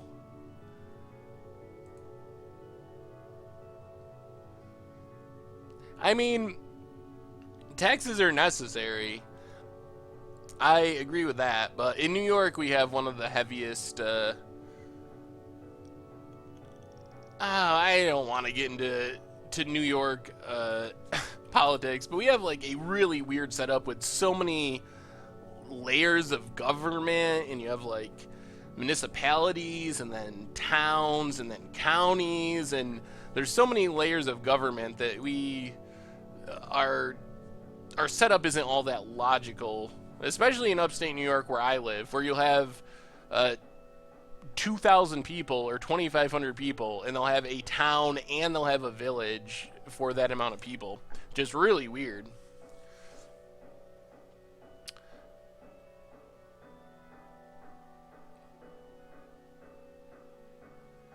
But I mean, I'm not anti-taxes. Taxes support a lot of programs that help a lot of people, so.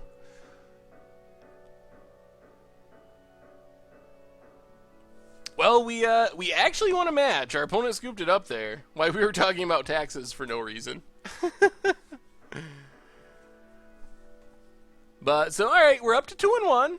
The deck can win. It is proved that that the deck can win.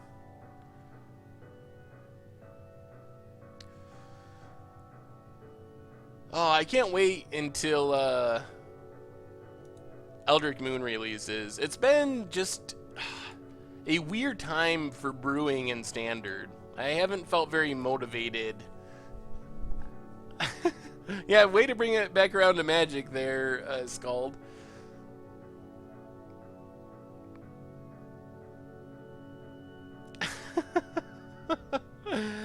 Oh, I'm not making political statements. Just saying. Well, let's just go back to talking about umbrellas. Oh. What's our record in our league now? We are up to 1-2.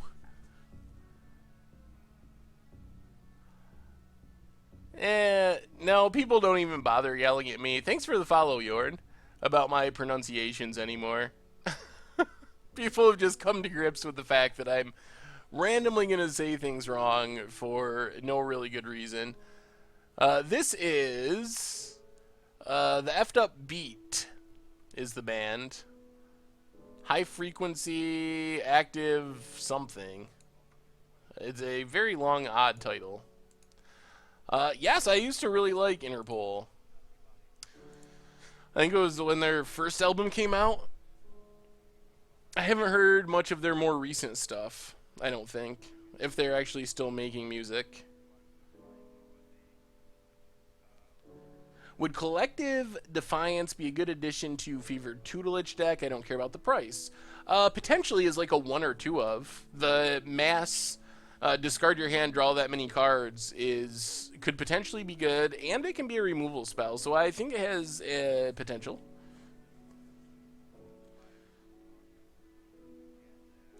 What's the one card I'm ready to have rotate? Collected Company is at the top of my list now. It was, yep, Siege Rhino, and then it kind of became Rally the Ancestors towards the end of last Standard. And then we went to pretty much Collected Company being at the top of the list. I would be fine with like most of the white cards rotating though. All right, heading into round 4. I swear WOC David, oh, he can't move it, but this person here got to 0-4 as soon as the league started and just lets it sit there and never plays a game. So his name is on the top of the standings all the time, because every single league you ever play, he's sitting right there at 0-4. So either he's just really good at getting to 0-4, or he just gets there and lets it sit there on the leaderboard.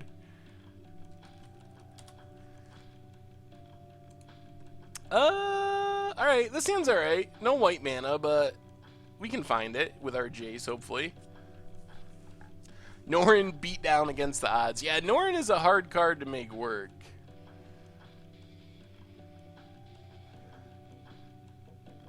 Any plans for an updated Rally brew? I'm sure we'll get back around to Rally at some point, but I don't have one like in my head or anything right now. But I'm a big fan of Rally, so I think it'll happen. Am I going to see Radiohead next week in New York City? I'm not.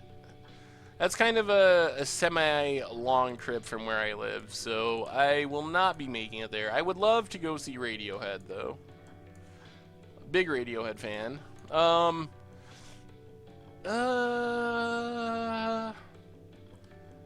Colgan's command, remand, probe, deprive. Let's just take Colgan's command and try to ride this Jace to victory.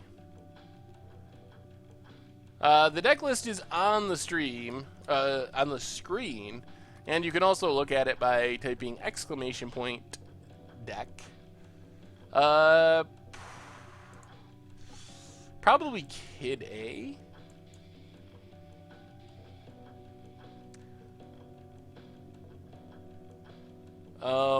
Gitaxian Probe for our opponent.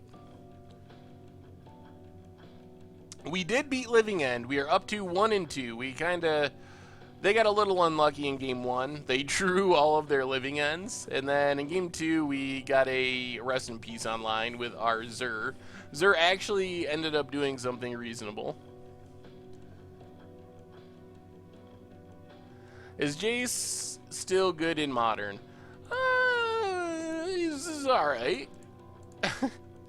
I don't know. He's not like super insane, and I don't think he's seeing as much play as he used to, but he's still a powerful card.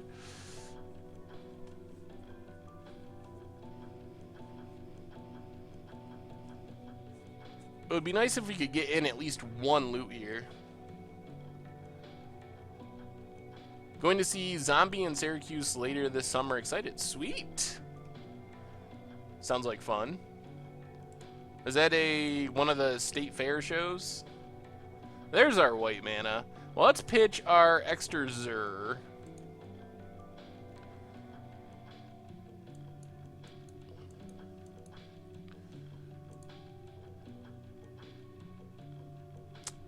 We know they have counters, so let's just Creeping Tar Pit and pass. I don't really want to just run our Geist into a counter.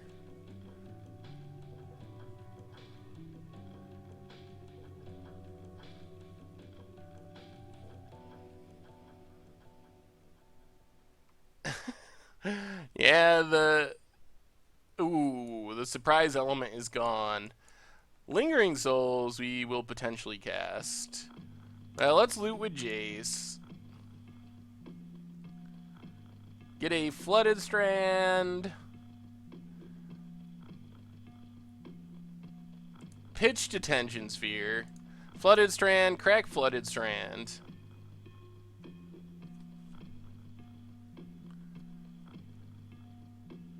Plains and Lingering Souls.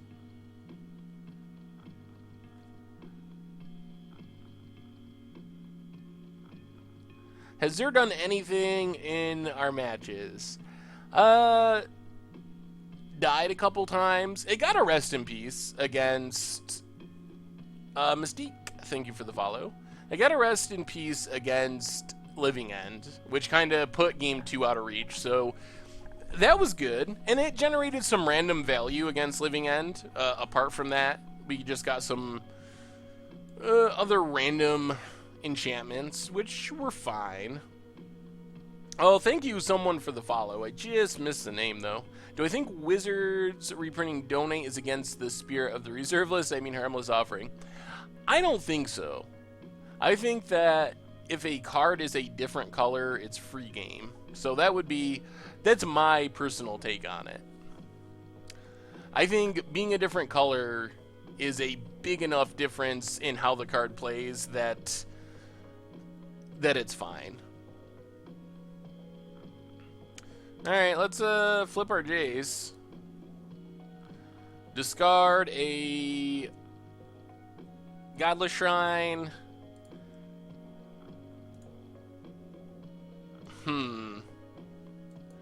Alright, let's Flashback and Inquisition. See if we can force through this Geist at some point. See, if they had reprinted Donate, and the only difference was it said target opponent instead of target player or whatever, that I would buy as a violation of the Spirit of the Reserve list. But being in a whole different color, that doesn't really bother me at all. Plus, personally, I think the whole Spirit of the Reserve list thing is bunk. I mean, I'm not a big supporter of the reserve list anyway, and when you are arguing for the Spirit of the Reserve list, that's even crazier. Like, if you're going to uphold the reserve list, I would be happier if they used every technicality possible to get around it. It's especially silly because there's a lot of cards that are valueless and not especially playable anywhere. And those, like when they all of a sudden said, well, we're going to reprint commons and uncommons. We're essentially taking all commons and uncommons off of the reserve list. There's a lot of cards that are on the same level as commons and uncommons that it would be good if they could reprint.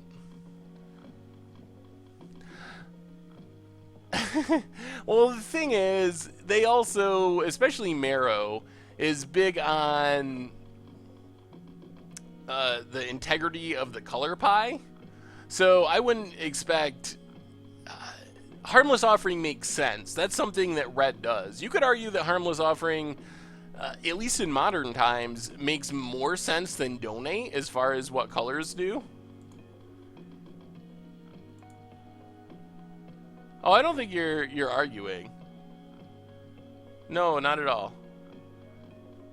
But I think that it's almost makes more sense as a red card, at least by modern design standards. So pump up our Jace.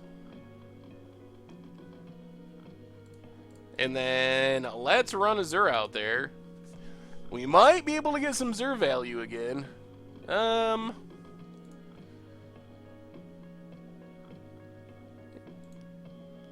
Let's leave the spirits back.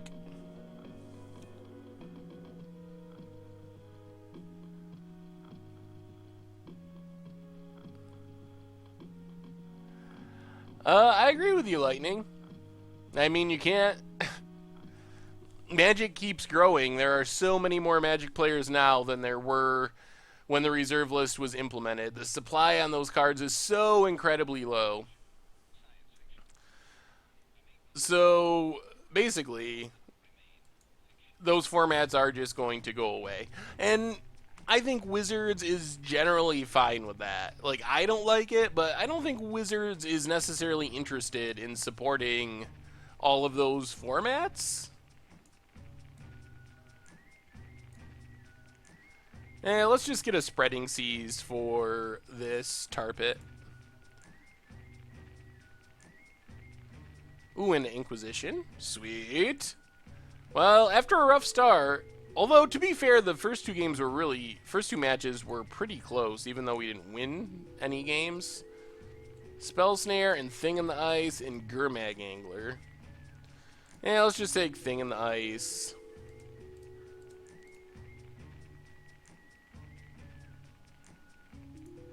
Lingering Souls and pass the turn. Would it be wrong for them to reprint Lion's Eye Diamond if it costs 2?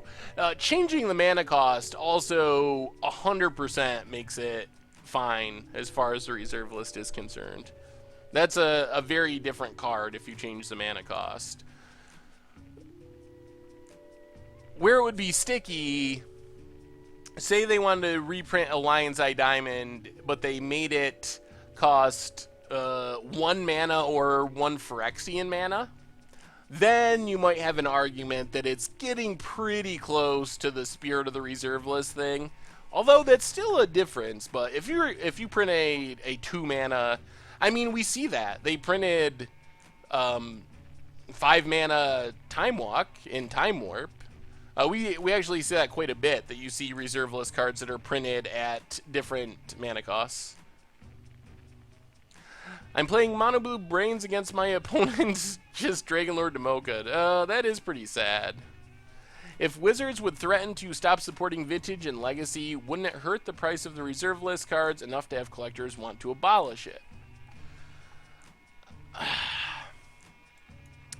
I guess that's a good question. I mean, some of those cards are so much collector's items now, I don't even know if it matters. Wizards already doesn't really support those formats. That's a good example, Felicidar. I mean, a different color, that's free game. Changing mana cost, that's free game. Reprinting the original duels as snow-covered duels, that would be questionable. That might be, they play exactly the same, there's no functional difference between the cards. That would be potentially a violation of at least the spirit of the reserve list, and maybe the actual reserve list. What do you mean all of those formats, Legacy and Vintage? Yes, and by dying, I don't mean no one's ever going to play those formats again. I don't think that's true. But I think they will... Legacy will end up looking more like Vintage, and Vintage will slowly just kind of fade away. So I think over the long term, they just can't support any real amount of growth because there's too many players for the very tiny amount of cards that are out there. So that's what I mean. It's not that no one will ever play it anymore. There will be people playing Legacy long after they stopped printing Magic cards. It's a great format and people really enjoy playing it. So I don't think it's ever going to be like no one ever plays that format. But as far as having tournaments and GPs and being on the national or international stage, Snow Duels would be sweet. Yeah, I mean, but that's such a slight change that I think that would count as a violation of at least the spirit of the reserve list. Basically, they dropped Extended Jace and replaced it with Modern. Evening Fusion, how goes it tonight?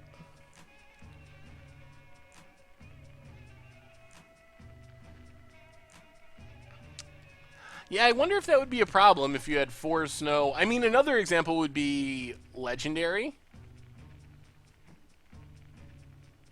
What about Legendary duels? And then you wouldn't probably play 4 of them in your deck. We were in a pretty dominating position. I think they would have lost eventually, but that was kind of a quick scoop. Well, we once again want Rest in Peace, which seems really good. Anything else we should be bringing in against this deck? Yeah, Extended was very unpopular by the end. I think Vintage and Legacy will continue to grow online. Is there an Infect Sliver? There is. It's a weird old formatting sliver where every sliver gets poison 1. So no matter what the sliver's power is, it just deals 1 poison counter. Would I mind explaining the purpose of the reserve list? I am always down for telling this story. So, back in the early days of Magic, in 1994 or whatever it was, Wizards decided they were going to print Chronicles, a set that was reprints of some really scarce and, at the time, expensive and popular cards. So they printed Chronicles, and there was a huge uproar because they printed Chronicles magnitudes more supply than the sets they were reprinting from, Antiquities, Legends, etc. So there was tons more supply of Chronicles, prices crashed, and people got really upset about it and kind of flipped out.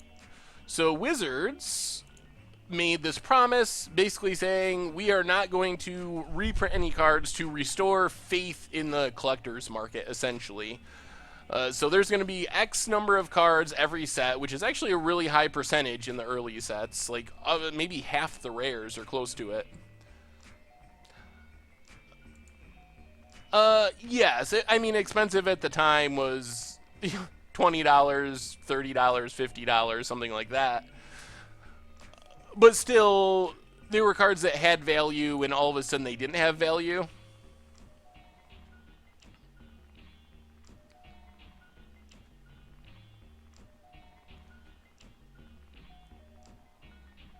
So that was the main thing. It was an idea to try to restore some faith in the market after they basically bungled the Chronicles printing. So, and ooh, they have a one-lander, but they cast a Serum Visions. Top. All right, they must have left lands on top. Staticaster, Kolaghan's Command, Remand, Spell Snare.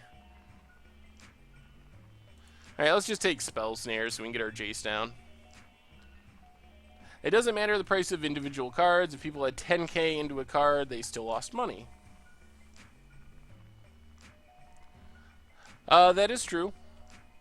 Do I think Mirrorwing Dragon has a spot on Against the Odds Zada deck? Maybe? Yeah, I think it could have a place as an additional Zada. I would have to look at that list again to make sure, but I think so. Pluto Delta, crack it, get a Godless Shrine, untapped, and just run this Jace out there, hope that it somehow lives. Pass the turn. Back in the early days of Magic, Wizards had a neighbor that couldn't pronounce the names of certain cards, so those cards were put on the reserve list. Very good, very good. So hopefully we draw an untap land and slam a Geist. That would be pretty insane. And that works. Now we just clear away the path for the Geist and hopefully win. If Legacy and Vintage are dying because it's too expensive to play, then will Pauper become very popular because it's super cheap? What do you think of Pauper staples as speculation?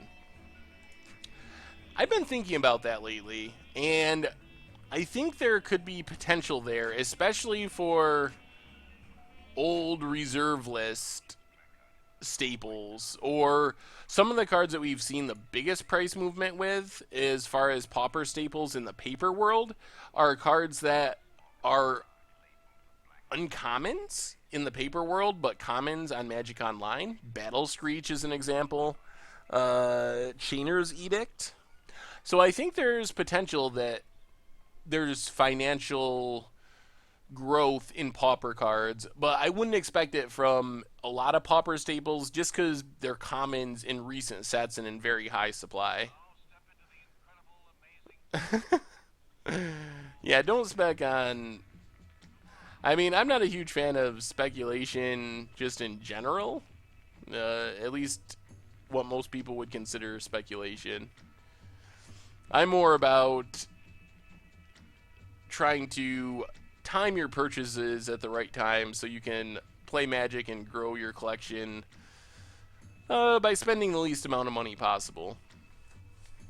My most recent junk collection purchase had 3 Chainers, nearly paid for the whole thing. Sweet. Yeah, that's a good score. That one always surprises me. And like Battle Screech is $4 too. It kind of makes me cry. Before I started working at Goldfish and doing content as my full-time thing, the main thing I did was buy and sell Magic collections, and I can't even imagine if I had saved some of those cards from like 2009 up till 2014 that I shipped away with, I don't know, millions of cards, I'm sure, of bulk over those years. Spreading Seas and Battle Screeches and Chainer's Edicts and all that stuff that just wasn't worth anything in 2009, 2010. Oh, I would be so, I would have so much money now. I guess hindsight is 2020, but I'm sure I shipped so many thousands of dollars of cards that were bulk at the time.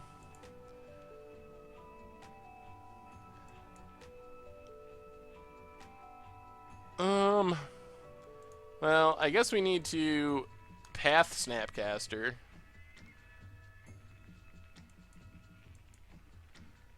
And they're probably going to dispel. And then we'll just get in with Creeping Tar Pit.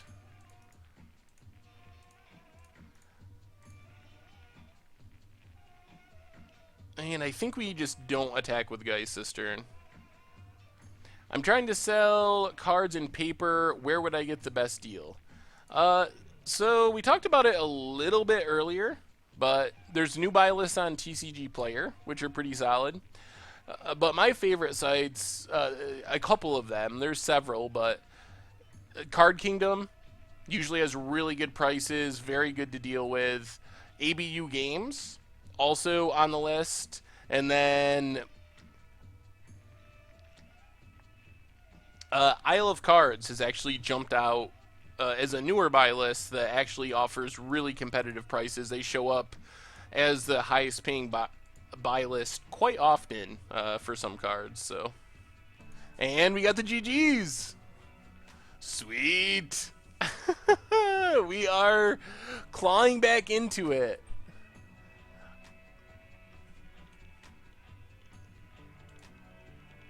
All right, well, we went 0-2, 0-2, 2-0, 2-0. So we got one more match to end up with a winning record and actually redeem ourselves. Yeah, I've heard good things. I know a lot of the face-to-face people on Twitter and so forth, and I like them. But being from the US, I have never actually sold cards to them or anything. What do I think about PukaTrade?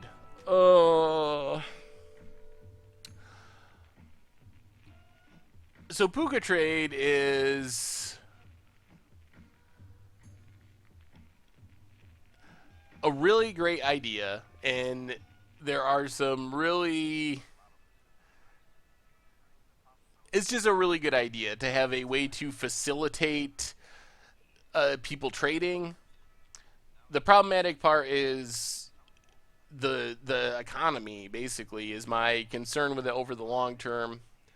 And just the fact that they pay for a lot of things with Puka points. And when you think about what Puka points really are, they are members' cards. So when they give a new player who signs up or a new site member who signs up X amount of Puka points, what they're really doing is paying someone else to join their site with your cards and everyone else's cards. So that's basically my concern, is the handing out of free points in the economy. So idea is great, and I think that PukaTrade can still be a good place and be a successful company, but I think some of the ways they're handling the economy are a little worrisome. Wasn't telling us to buy Relentless Dead a speculation?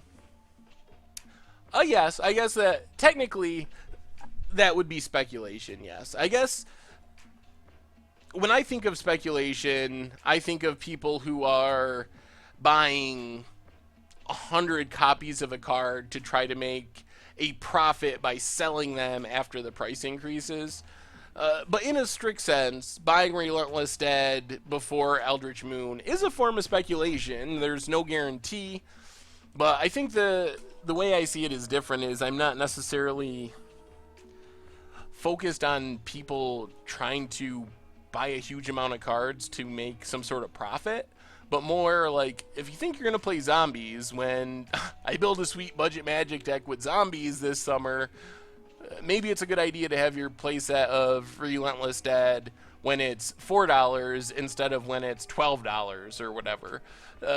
Because something like Eldritch Moon, we knew it was getting zombie support. We knew they were pushing Liliana and zombies hard in the set.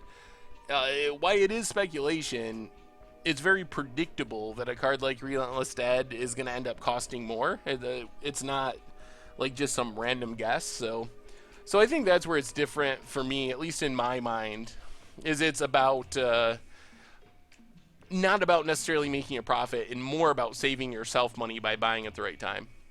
Am I ever going to do more competitive decks on Commander Clash, or are you tired of Tomer's Bull? We'll do competitive decks again. I don't think it's going to be an every time thing, and it's something that but it is something that we'll do, and I think it's fun. But I enjoy playing the more casual games actually more. I'm kind of interested in testing out some different budget restrictions. Maybe instead of 20 ticks, doing 50 or 100 ticks, and finding a medium in between. Full force, like all out competitive, and full force, all in budget. So I think we'll try some different things, but there'll be competitive decks again at some point. Has Puka started to deliver on items promised when they ran the Kickstarter? I know that was an issue with a lot of people. Sort of. They ran a preview for their Kickstarter or whatever it was, GoFundMe. I don't remember what site they used. But they ran a preview of some of those features a week or two ago for people that had supported and funded them. So, and then I guess by the end of the year or something, some of those things are actually going to roll out. Yeah, I didn't have as much fun. I didn't have as much fun with it as I did. Oh no. Oh, Boggles. Alright. Boggles is right near, in fact, on my list of most hated decks.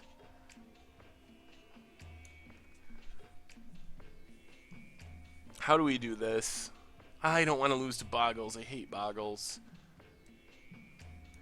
So we take Daybreak Coronet. If we take Spirit Mantle, they can't cast Daybreak Coronet. And we just hope they never draw another... Alright. That's definitely the risky line, but let's try it. Is it silly to get 100 copies of Brain the Jar on MTGO? I don't know if Brain the Jar is a great card to go all in on, but...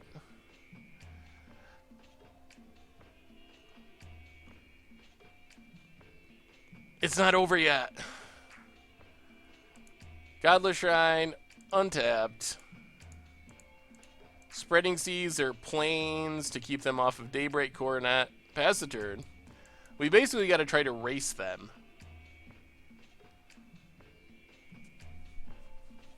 Geist of St. Traft might let us do it. Down to 12. Plays the Windswept Heath. Selena Ledgewalker.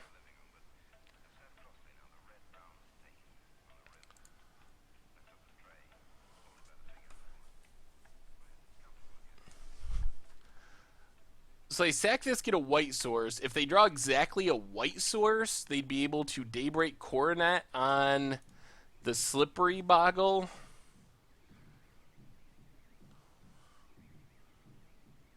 Is there a reason I didn't put Coco in the Elf Brew in Eldritch Moon? Yeah, I mean, the main reason was we had a lot of 4-drops, and I wasn't sure that... Alright, well, we'll just play a Geist. We can always equip it up with Steel of the Godhead and start getting in for some lifelink, gaining 4 a turn. Ghostly Prison is helpful here. Mostly because we had a decent amount of 4-drops, Norin, the Nope. So I wasn't sure that we'd have enough creatures to be hit.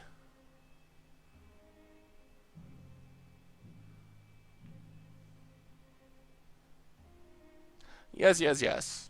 I got that. We will D-Sphere the other enchantment, assuming they don't play another draw and play another enchantment on Slippery Boggle before that. Do you think there could be a Modern Spirits deck with the new... Really? Oh, can only be blocked. Okay, we can't block that anyway. I think it's possible there's a Modern Spirits deck. But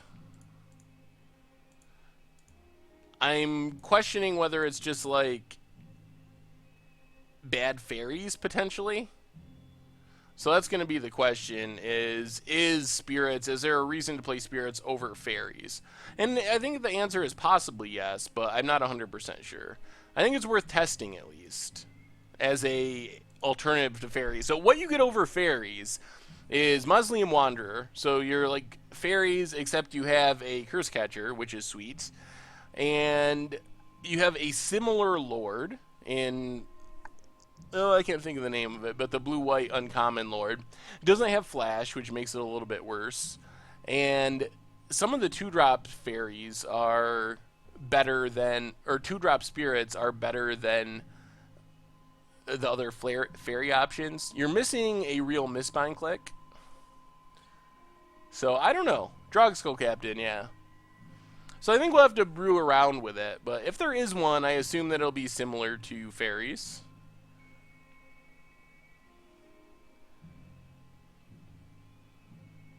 Yeah, I don't play too many aggro decks. I do on occasion when they win the voting for something, but not too much.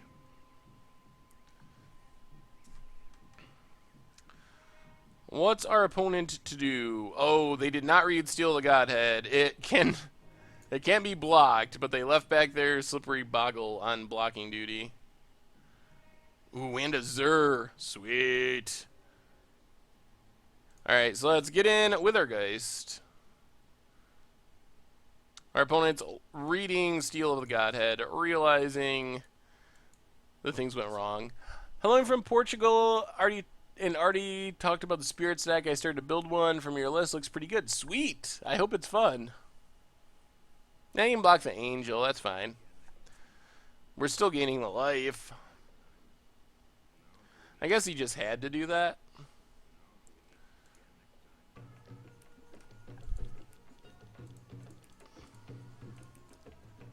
So, yeah, let's just Zur. I had an idea, what about against the odds with Tree of Perdition and Turn to Frog nonsense? I think that could be cool.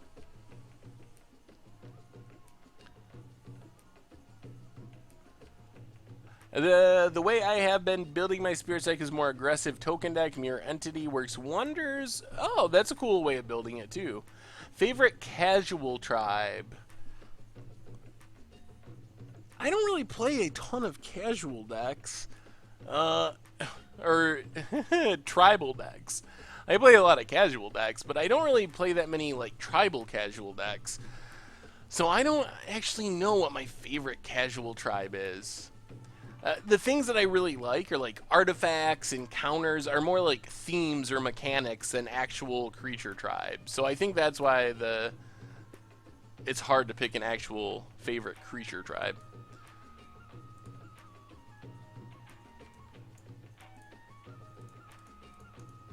Well, do we just win here by casting a D-Sphere on that Spider Umbra?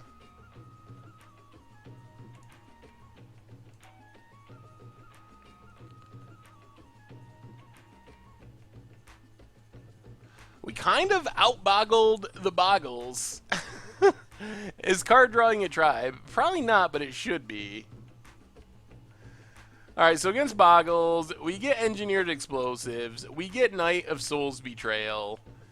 We get another Steal of the Godhead, I guess.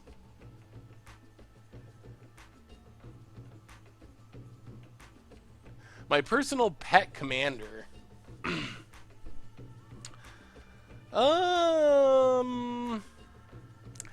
Honestly,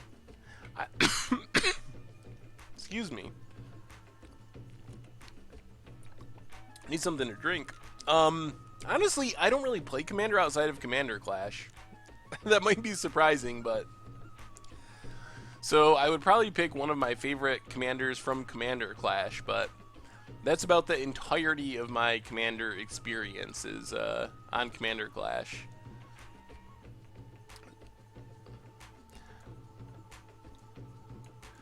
Yeah, I mean, they might have Spirit Dancers, but we can still get rid of the pass. Just watch, we're going to get blown out by a Spirit Dancer. This matchup can be alright if we're on the play, just because if we turn 1 discard their creature, they're kind of in rough shape. That is also true. I'm not big on casting commanders. Ooh. Yeah, that is a good idea. Patrons from Kamigawa. Which commander was my favorite on Commander Clash? Well, Mina and Den was probably the one I actually cast the most out of all the commanders. That was actually fun. I do play a lot of decks that don't actually don't actually cast their commanders all that often.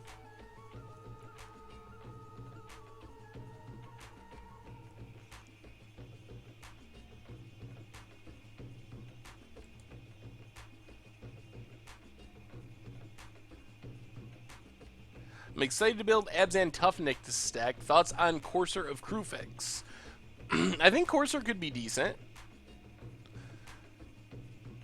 It's a little slow. The thing that came across with that deck, it was actually pretty fast. So, but I think if you cut Siege Rhinos and go more aggro, maybe put in Collected Companies, I think that could work. Is there a playlist for the music? Unfortunately, there's not, but pretty much everything we've been listening to is the effed up beat. You can find them on Bandcamp. That's actually where I found them, because I got to find music that doesn't get muted on Twitch and YouTube. So you should be able to find it on there. It's just, that's a lot of what's been playing tonight. Yeah, sounds alright. Our opponent's mulliganing. They apparently found a boggle, keeping it 6. Oh no, don't compare to Sean's music. Whenever I catch Sean's music, he's playing the craziest, most random music. Oh, there's Slippery Boggle. If you played a land this turn, add black. Alright, River of Tears. Thoughtseize. Natural State. Ethereal Armor.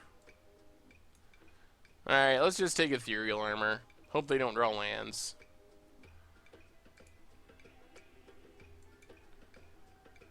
River of Tears, it's kind of like another fast land. It's untap black mana on turn 1 for Thoughtseize, also blue mana for negate or other counter spells afterwards. Oh man, I don't want to pay the life. Alright. I think we have to get the Jace out there, pass the turn. Down to 13. Hopefully they do not peel a land. Another Hyena Umbra.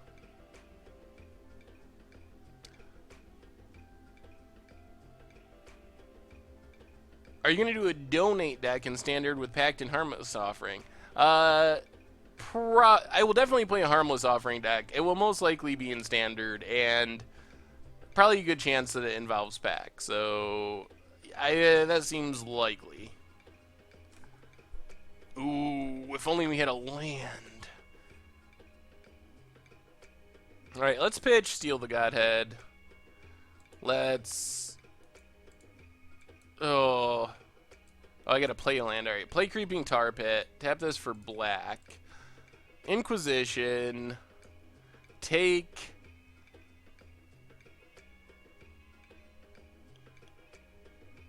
the Ledgewalker.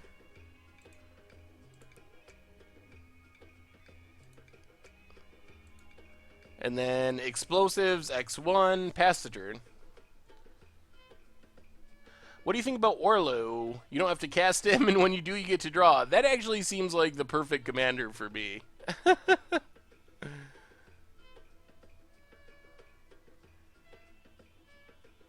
What about an update of Triskaidekaphobia with Tree of Perdition? Also very likely to happen on Against the Odds.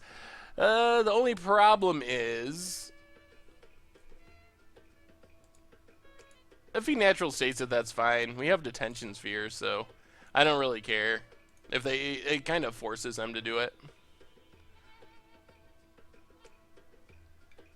I mean, we got D-Sphere, so... Oh, Stu, you backseat driver.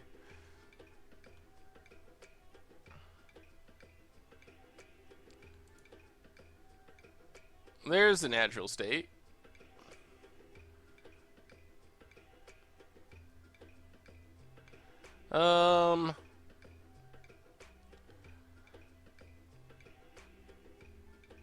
Well, let's just play the plains, play our Zur the Enchanter. Yeah, I think I really would like Orlo. I haven't actually played Orlo. Plan on doing Ad Nauseam soon as well. Deck is super fun.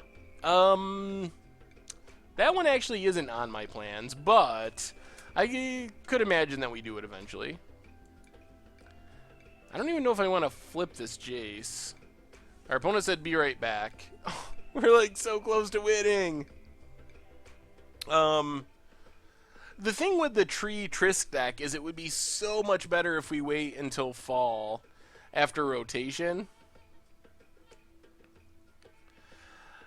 I think Baron Glory was on the poll and it didn't win, but we should definitely do that one. There's very few you win the game cards that we haven't played yet, and that's one of them. The Phileas. That is a MTG Goldfish tool, actually, the decklist thing. So thankfully I don't have to make it myself. Well, I kind of do. I have to like plug in my deck list, but I don't have to actually make it myself. It automatically generates. Richard is really good at making tools like that, which makes my life easy. Let's just give him the old spreading seas treatment. Another D-Sphere. Alright, since we got another D-Sphere, I'm not even going to wait anymore. I'm just going to D-Sphere the Hyena Umbras. Inquisition. Double Daybreak. Yeah, they're pretty dead. Would you just play Intron and use Karn? That would be a cool way of doing it. Something like getting it underneath an O-ring and then casting like Annihilate or something that exiles all permanents. That could work.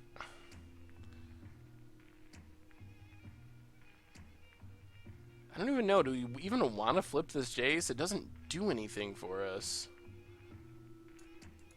And I think we do not flip the Jace. I think it's better not.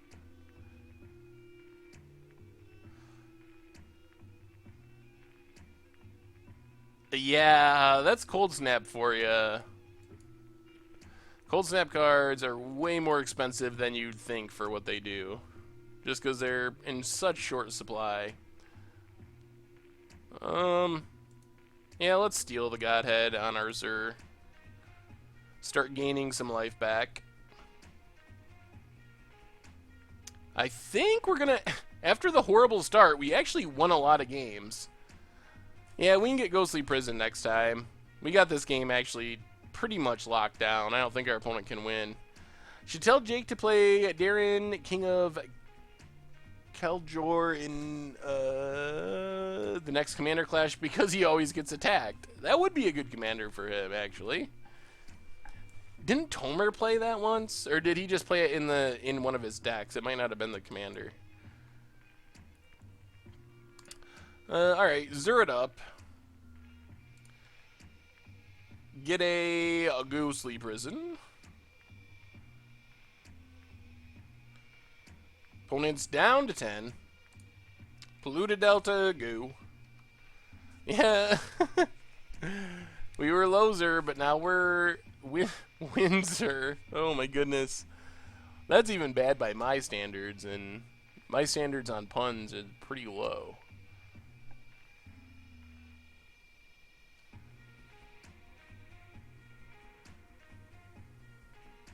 Oh, and we got the GGs. Alright, so...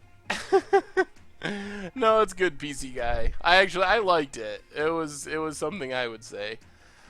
So the deck was actually better than I thought. We ended up 3-2, not insane, but we were actually pretty close to putting up a good record. We lost the first two, won the next 3 in a row.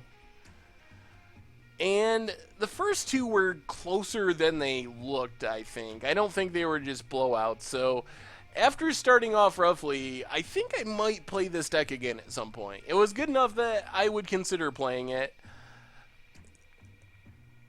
Zur is a little hit or miss, but it does generate a lot of value once it starts attacking, so that part of it is good. I don't know. Maybe Jace didn't feel that good. I guess that was one of the biggest takeaways, is that I wasn't that excited about Jace just because we didn't have good things to flash back. So a lot of times flipping Jace wasn't that exciting, which feels weird. So maybe there's a way to configure our spells to make flip Jace a little bit better. Because outside of discard, we just don't really have much to flash back. So, I don't know. Jace was hit or miss. Geist is still pretty solid. Do I read XKCD? I have never read that. I don't even know what that is, actually. Play one Celestial Mantle to really get him. That would be sweet, but Zur only searches out things with converted mana cost 3 or less. But that, I like how you think. Trojan Man, thank you for the follow. Anyway, I think that's pretty much going to wrap it up for tonight. So, what do we got going on? There's a budget commander coming out on the site tonight, so keep an eye out for that. Tomorrow, the Against the Odds is super sweet. I'm really happy for the Against the Odds. And then we'll be back again on Thursday with another stream. Not 100% sure what we're going to play yet. Oh, thank you, Hunter Aura. Alright, XKCD. I will have to check that out. So I don't know what we're going to play on Thursday yet, but it'll be something sweet.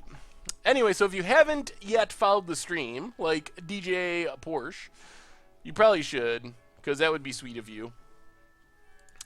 Also, if you're looking to catch this stream again, or any of the old streams, MTG Goldfish replay channel. And if you just want to support the site, you can pick up a playmat. There's also a link below to sign up for premium on MTG Goldfish. Yeah, I don't think we're going to do Momir tonight. Maybe we'll get some Momir in on Thursday. Anyway, I think that's all for tonight, everyone. The deck was fun. You all are awesome. Thank you so much for hanging out. Thank you for the follow, Hunter Aurora. So we'll be back Thursday. Make sure to check out the site in between for Budget Commander and Against the Odds and all the other sweet stuff. And like I said, Thursday, we'll be back for some more fun streaming. Anyway, thanks for watching, and I will see you on Thursday.